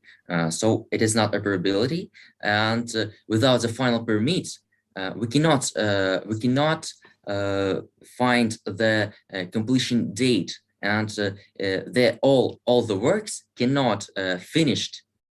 I just want to clarify that all the works cannot be finished without final environmental permit, because without it, facility is not operable. That's the fact, I think. Okay, I'm moving to the question of black blades. Was there any written recommendation from Counsel, may I ask a question to Mr. Jewell? So, opposing counsel, when cross-examining you, did hint at the fact, and I think we know that there is a difference between the temporary permit, because it relates to construction, as we know now from both witnesses actually, and the final one relates to operation. So couldn't one say what your company was actually to do, and I think this was hinted at by counsel for opposing party, was just to construct it. Whatever opposing counsel then does is opposing counsel then does is for that client to decide. The client could say, I like it, it looks nice, to me it's beautiful, I leave it there and just want to look at it. So what would you think of that? Aren't these two different permits? You have to do one thing, whatever they do with the result of your construction, it's up to them. Yes, I explained my point about it. Without the environmental permit, the works cannot be finished, because under the contract, we should construct the state of the art. So the facility cannot produce the energy. And yes, we construct, but we cannot finish the construction because the facility is not has not produced the energy yet. So without this permit, we cannot finish. We cannot construct, but this wouldn't be the completion date of this construction. I think. May I proceed? Yeah. Okay, Mr. Jewell, I would like to ask which type of permit necessary to connect the construction to the local grid of the energy net? Another, it's also, I have no relation to these activities, but Ali Watts instructed me that to connect to the local grid, we should have final permanent environmental authorization. Thank you. I would like to refer to the question of the black blades which were arisen. That means the opposite council raised the question of the black blades and they want to discuss it now. I would like to refer to, sorry, it is not allowed to me to share my screen. Would you be so kind to may this, thank you. The exhibit C23 on, yeah, C23. Mr. Jules, would you be so kind to elaborate more about your answer on the request for black blades? You're talking about only this email or my whole answer? Both emails. Okay. Mr. Hertz emailed me that Renewable Energy Agency advising him to paint the black blades, but we have no proofs about it, only his email. So before the construction, the survey was conducted about this issue. The study, we back up our position with a study in the case, and it was obvious that that I exactly answered in a mail, Mr. Hertz, that it is not advisable to use this approach. And I follow up even my first email with, yes, exactly this email about the results of the survey, which was conducted, as I mentioned before the construction has begun, in the streets in the dorm city. And as we can see, 55% of the population objected to the construction if one blade was painted black. And we had an experience of that in our previous projects with Genovia, where it's really performed for us some problems with X on the side. So it was obvious that this footnote uses only in the way that the painting blades is not advisable. Have Alex Hertz ever reached you to object this research or this feedback or your answer? Mr. Hertz has never raised any objections about this answer, so I think I thought that we agreed on the matter. Thank you. And have they ever raised any objection in the time of the completion certificate, or do you obtain any objection from the environmental agencies or etc.? As far as I remember, the employees of TEPC had the access to the site before granting the certificate of completion. And the certificate of completion said that the construction was completed in accordance with the plans and specifications. So I think there is said that there is no objections at all, and all was with the plans. Thank you, Mr. Jules. My time is up. Thank you very much. A recross? Is it Mr. Darsan again, or? Madam Presiding Arbitrator, I will be conducting the recross. Thank you. Mr. Jules, in your redirect, you stated that all the works cannot be completed without the final permit, correct? The facility cannot be finished without the final permanent environmental authorization, correct? I would like to draw your attention to a communication dated June 2020, which my co-counsel will be putting up very shortly.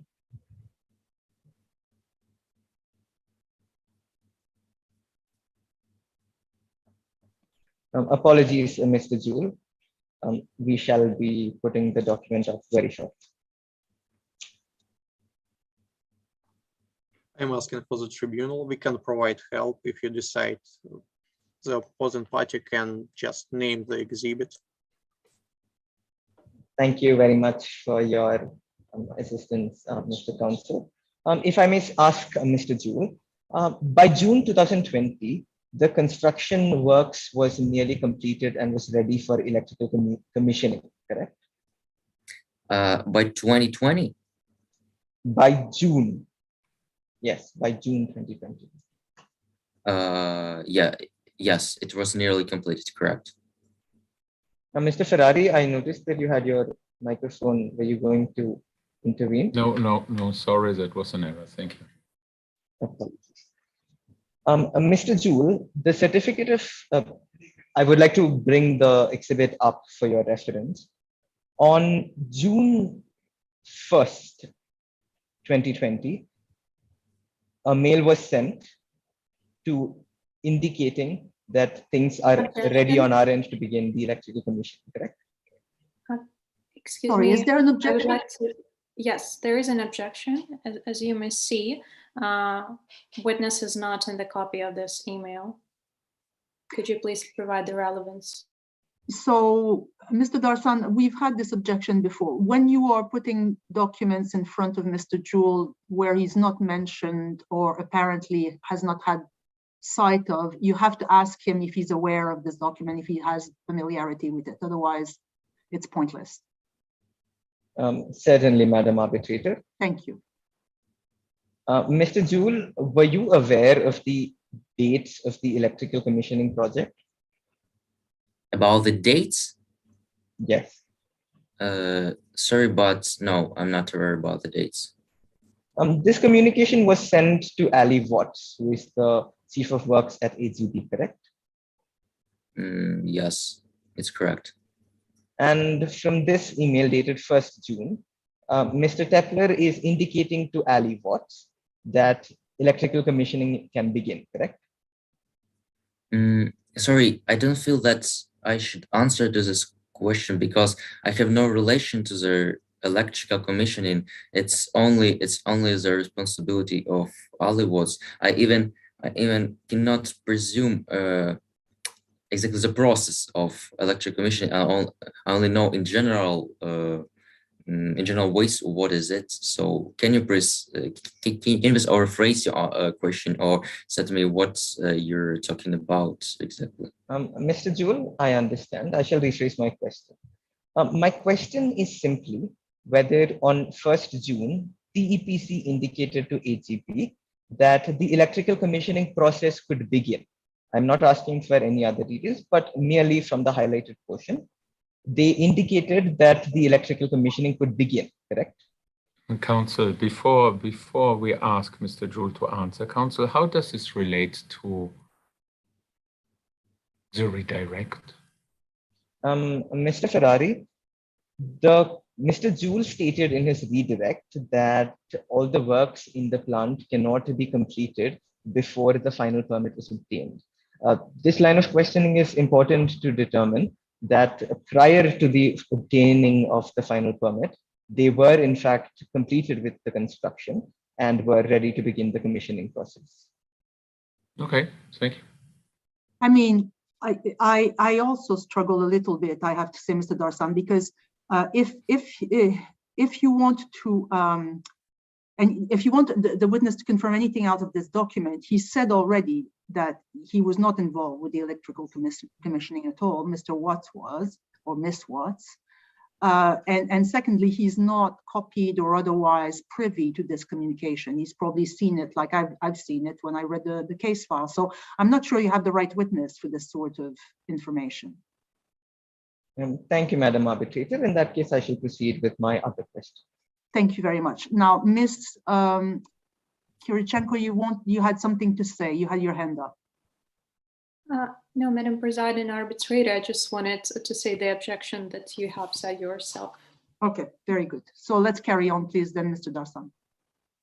Mr. Jewell, I would like to draw your attention to the certificate of completion that was issued. My co-counsel will be putting that up on the screen momentarily.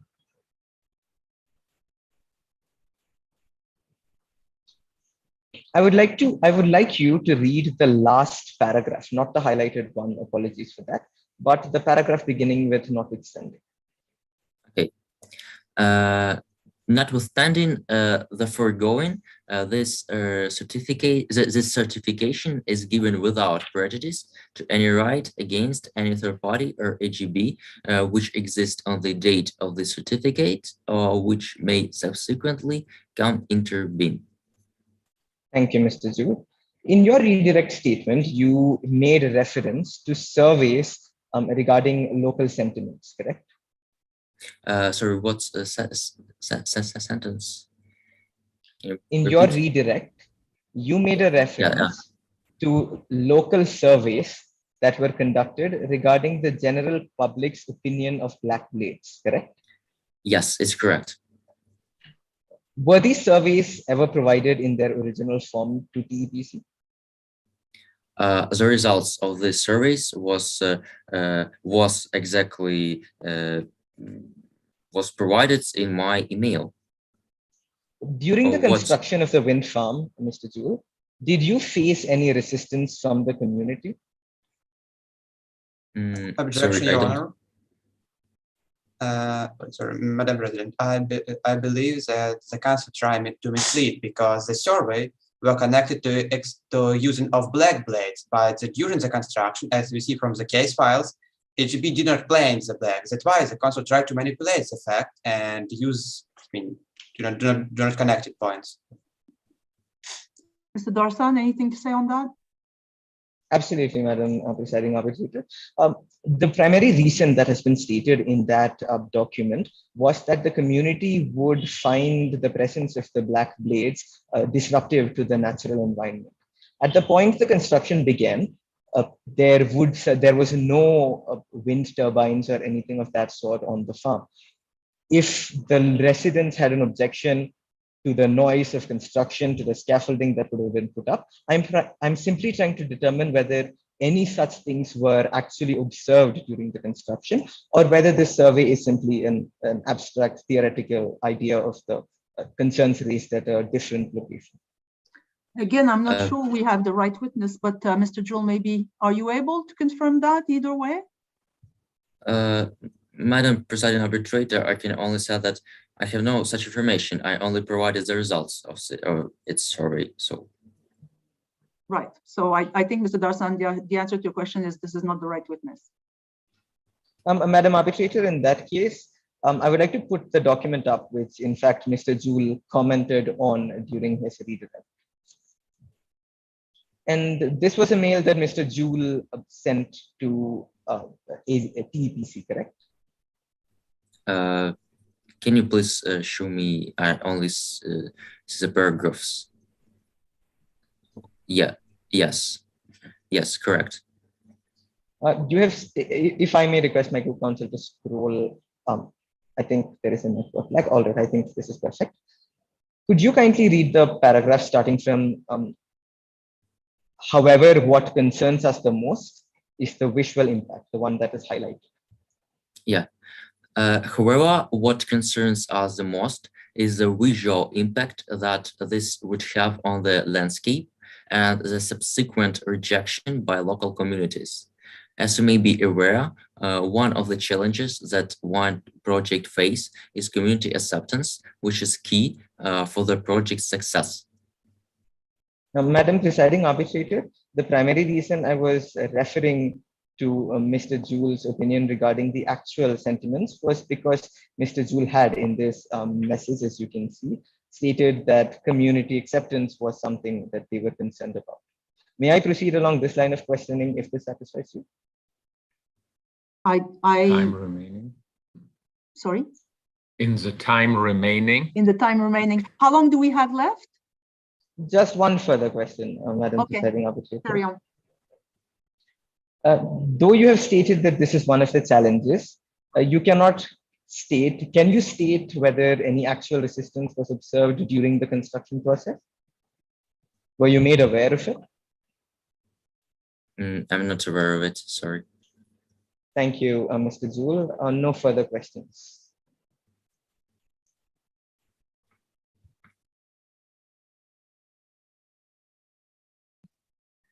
Thank you very much. Is there anything from either Professor Ferrari or Professor Mistelis at this stage? No, thank you.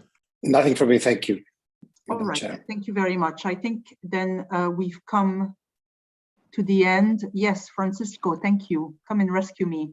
We've come to the, we've come to the end of assign you to a breakout room so that the tribunal can deliberate. Yes, I will just say a very short word of thanks to the advocates and the witnesses as well. Thank you very much indeed. Okay. Thank you, members of the tribunal and Madam Presiding Arbitrator. Thank you. Thank you, Honorable Tribunal.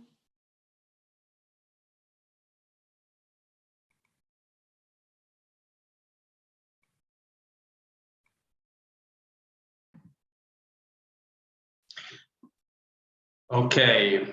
I believe everyone is in the room. We will start then with the closing ceremony of the first edition of the cross-examination Moot. We hope that you have enjoyed this week as much as we did. We are very happy with the outcome. Unfortunately, due to obvious reasons, we were not able to meet in person, but we could all feel the nice energy in the virtual rooms.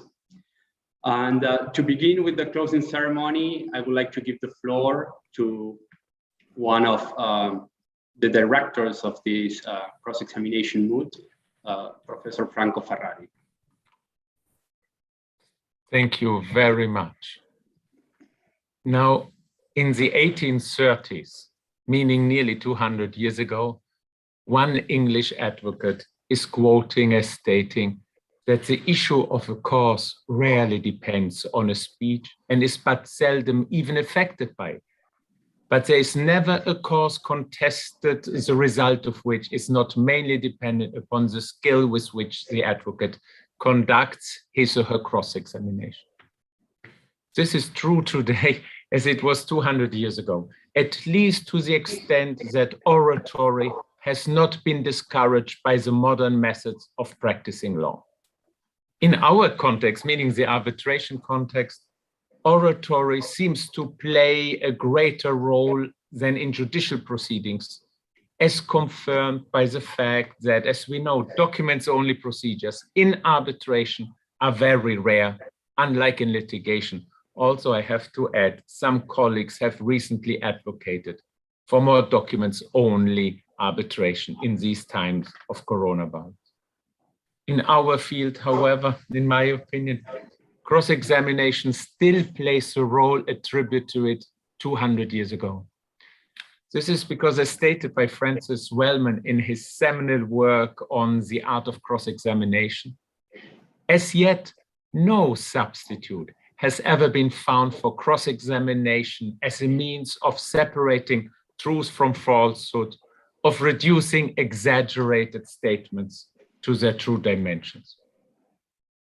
But the importance of cross-examination is proportionate to the difficulty of mastering its art. In fact, as Wellman pointed out, cross-examination is generally considered to be the most difficult branch of the multifarious duties of the advocate.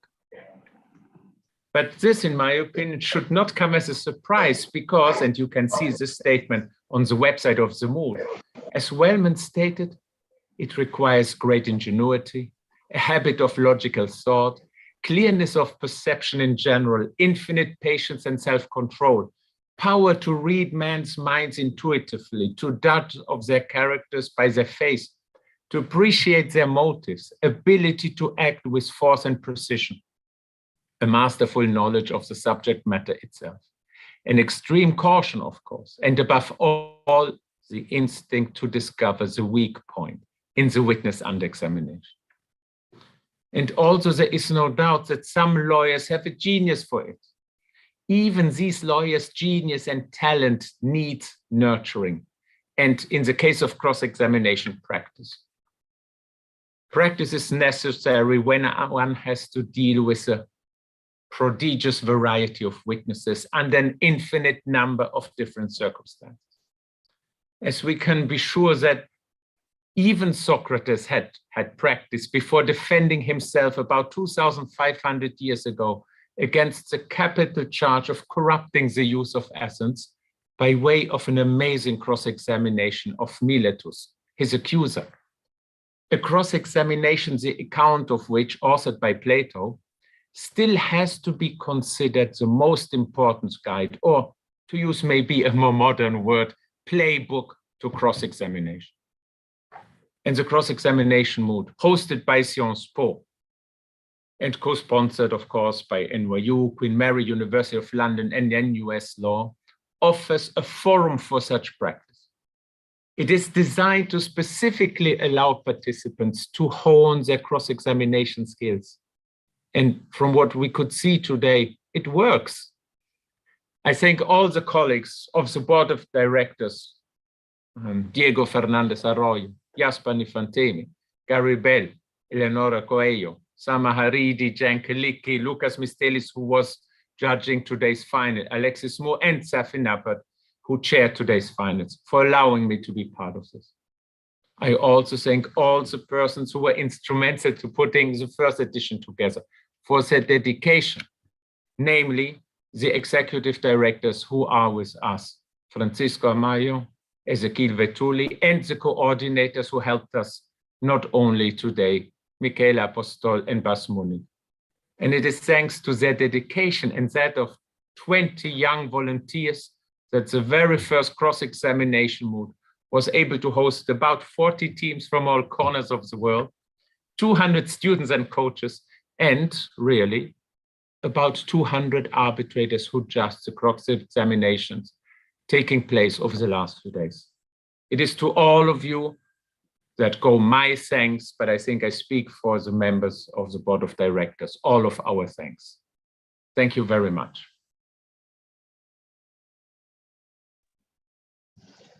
Thank you, Professor Ferrari. As I said before, we are extremely happy with the outcome of the competition. All the teams have been really, really good. Your preparation has been noted by all the arbitrators. The feedback that we have received from the arbitrators, it has been really great. I remember when the inauguration ceremony, when Professor Fernandez Arroyo said that in Moot competitions, everyone wins. And it is true. I know it might sound a bit cliche, but it's true.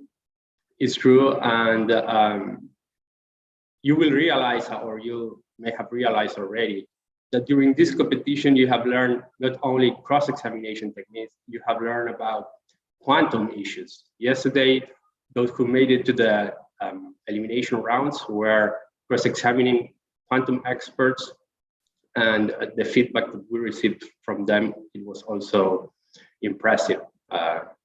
They felt like they were in a real hearing. So that speaks very well of you.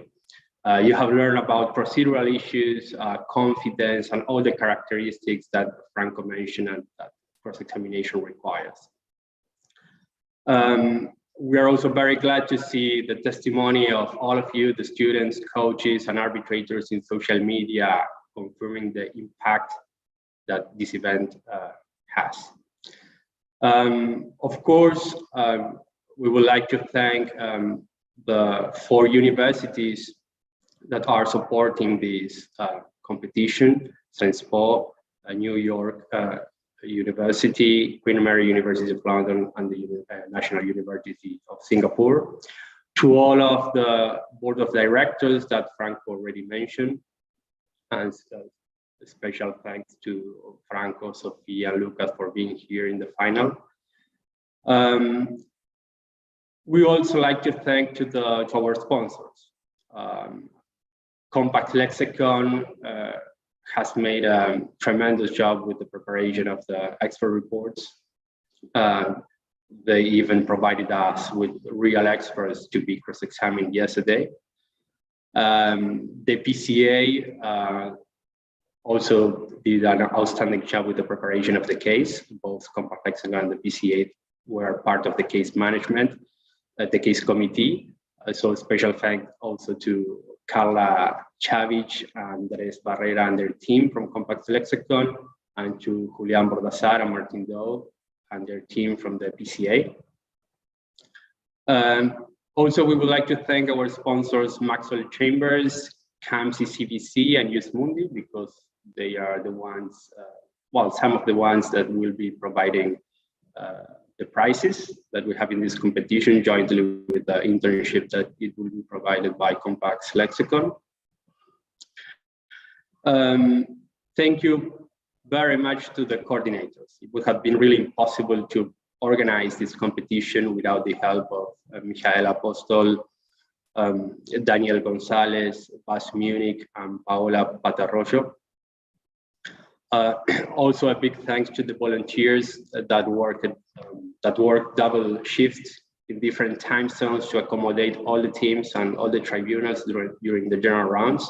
So a special thanks to Sil Saha, Shasandra Davarakonda, Pragya Chaudhary, Manuel Andrade, Courtney Pipa, Rebecca Mateus, Taina Malta Rodriguez, Mara Villegas, Aleluya Fon, Andra Joana Kurutiu, Oscar Figueroa, Min Lee, Nawamaka Okani, and Nicole Alvarez.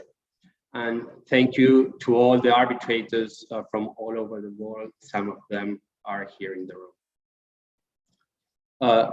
Thank you, lastly but not least, to the teams, of course, because you showed that you were up to the challenge.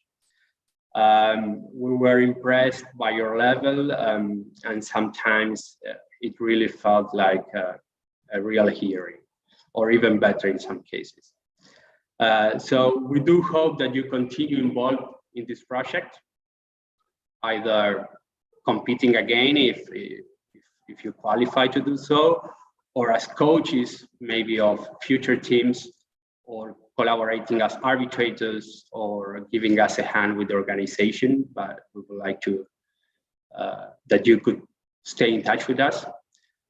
This was a great week, and we are committed to improve and surprise you again next year, hopefully in person, but that is something that we will have to discuss with the directors of the competition. So I guess before going into the announcements of the winner of the competition and the prizes, I would like to play a video that has been recorded by the Dean of Sciences Po. He wanted to be here in person, but unfortunately, due to an unforeseen circumstance, he wasn't able to do so. But he prepared a video for all of you. So I will play that video, and then we will start with the announcements. So let me see if I can do this. Dear students, dear friends, it has been a real pleasure to be the academic of this wonderful and innovative event, the Moot in Sciences Po. We are always searching for new pedagogical avenues, and we do believe that Moot play a key role in the education of future practitioners in law. Many thought that it was impossible to innovate, that it was impossible to create anything new in this field.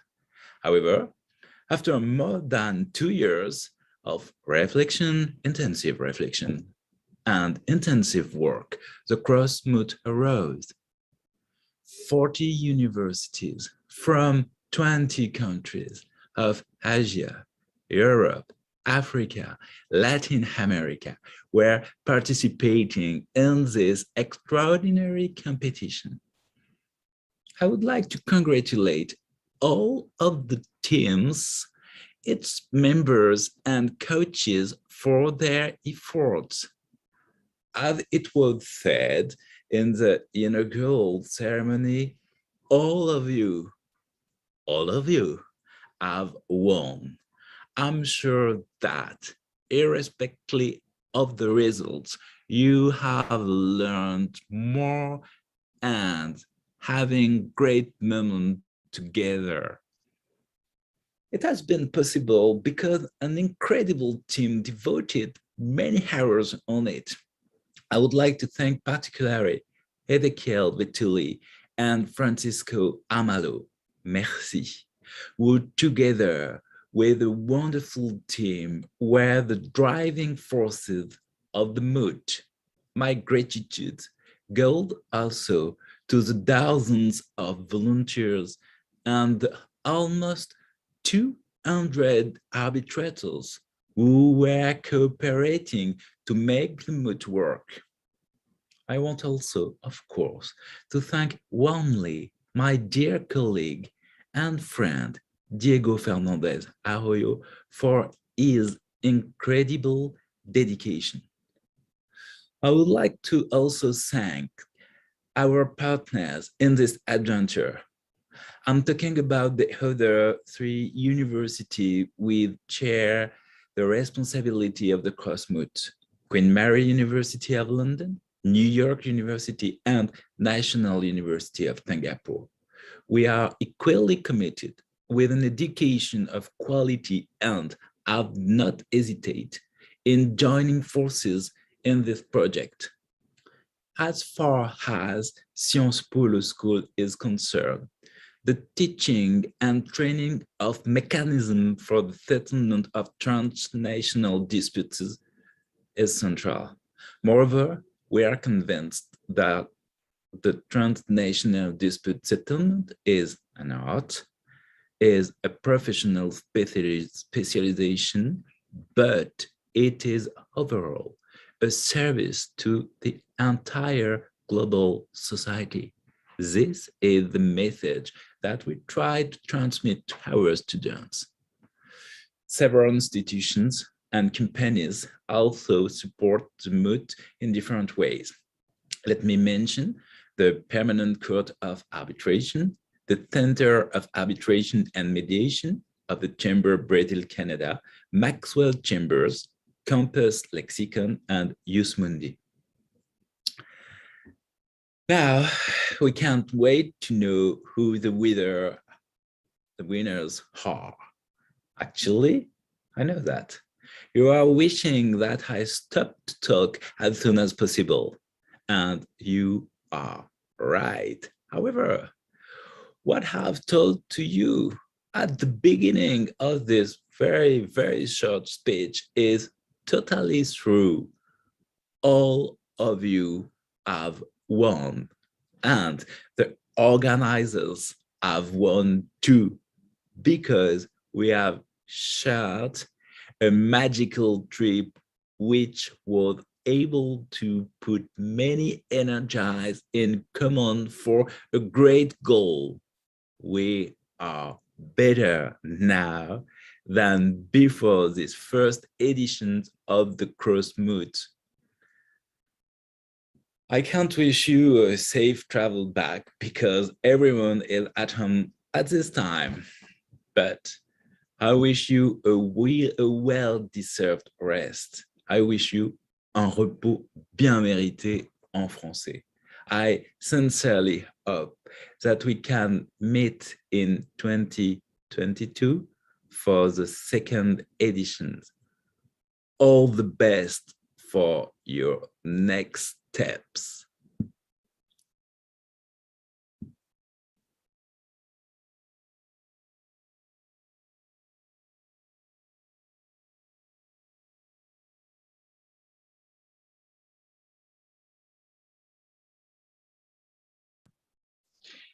Okay, then, I guess it is the moment to make the announcements. So we will start with an honorable distinction for the teams that made it to the elimination rounds. So as you know already, because we made these announcements after the general rounds, those teams are BVP University Law School, Chulalongkorn University, Hague University of Applied Science, National Law School of India University, Queen Mary University of London, Sciences Po, University of Hamburg, and Yaroslav Mudryi National Law University. So all of them will receive a distinction from the competition. And going into the prizes, you know already that those who made it to the semifinal played the Jus Mundi match. And you already know the winners of those matches, who were our finalists, Yaroslav Mudryi National Law University and National Law School of India University, who their team members will receive a one-year subscription to Jus Mundi Legal Research. Then we would like to make also an honorable distinction to the best cross-examiners, although the best cross-examiner of the competition will be the only one that will receive the prize. We would like, nevertheless, to stress out and mention some of the students that made a tremendous job. So we will mention the top 3 cross-examiners of the competition, starting with the third. This is, and if you are here in the room, please feel free to unmute and show your excitement. So the third best cross-examiner of the competition is Maite Aguirre Quiñonero from BPP University Law School. Are you here, Maite? Okay. Thank you very much. You are welcome. The second best cross-examiner was Rinreda Sakiyalak from Chulalongkorn University. Are you here, Rinreda? Okay. And then we will move to the best cross-examiner of the competition. And if you could all switch on your cameras. The best cross-examiner of the competition, who will be awarded with an internship with Compact Lexicon, is Charlotte Lee Parker from the Hague University of Applied Science. Right. Are you, Charlotte, here in the room?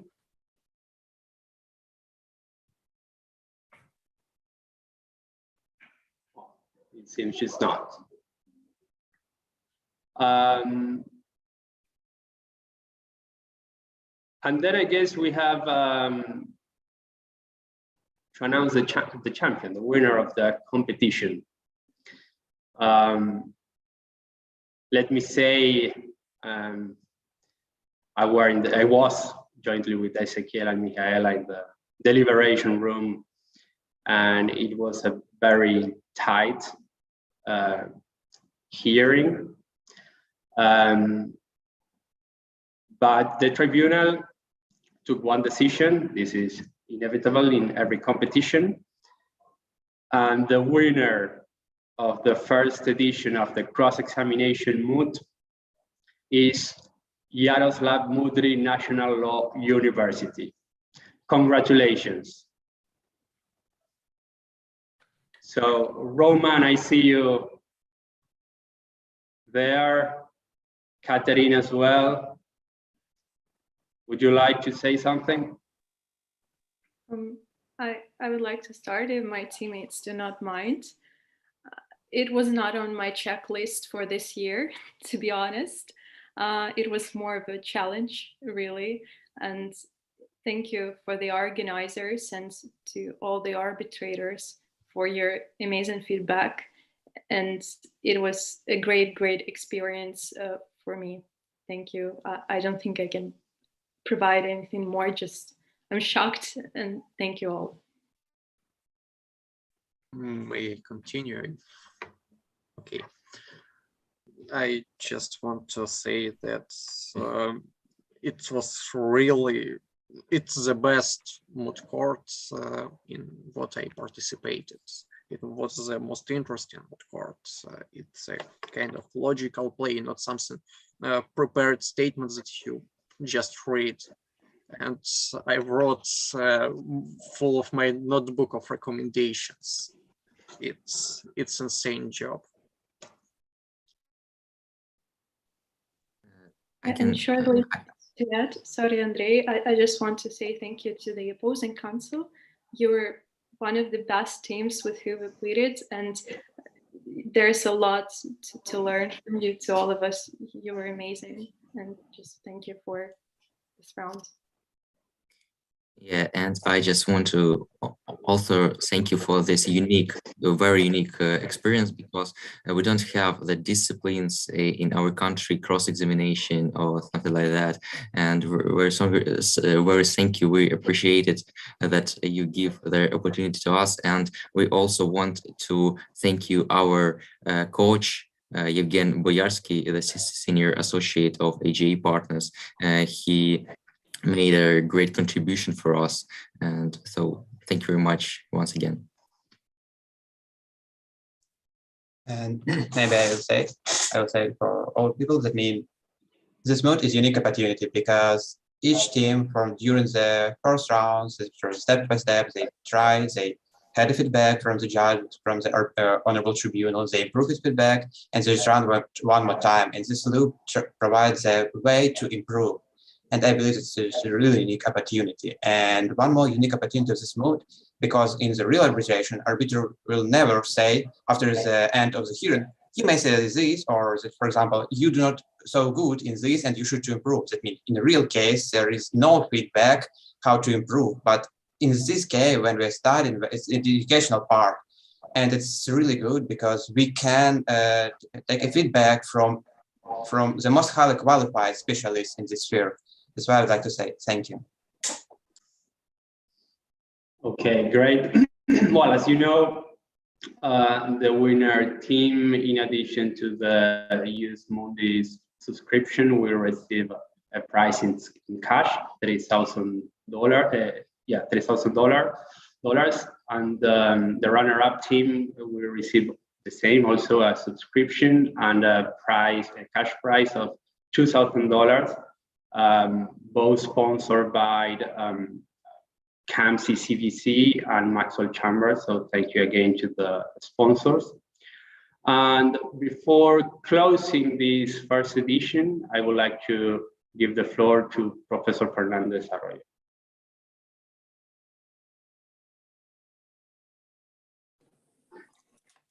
Thank you, Francisco. Thank you all. Really, I have not many things to add. I think it was really a magical week for all of us. I have only words of congratulation and thank for the teams, in particular the teams and the coaches. That was all due to their work, and we have seen this week really an incredible level of skills. I really can say that, and I am sure that Franco, Sophie, and Loukas share my view. In practice, sometimes the real lawyers doing that are not so good. So really, I hope that we will find you, all of you, very soon in the real arbitration life. I have only words of thank to, in particular, to Francisco and Ezequiel and the wonderful team behind them. Is really because of their work that this has been possible. So we hope that next year we can meet. All. I don't know if here in Paris or when we will decide later on. And in any event, I hope that you will still be with us in a way or another in the next session of this wonderful cross-Moot competition. So see you next year, and congratulations to all of you. Thank you very much. Just before we close, I forgot to give the floor to the runner-up team. So in case, feel free to to unmute yourself in case you want to comment. Thank you so much, Mr. Amallo. It was absolutely wonderful experience. And the least I can say is that it was great learning experience for all of us. We can totally see our progress from the first round till here. And the least I can say, it was massive. Many congratulations to the winners and many congratulations to you for organizing this wonderful, wonderful event. Thank you. Okay, then. So hopefully, I guess that's it for this year. Hopefully we will see you in the next edition, and be ready because in the following month we will announce and we will open the registration for the next edition. So we hope to see you there next year. Bye to everyone. Thank you very much. Thank you. Goodbye. Thank you so much and congratulations.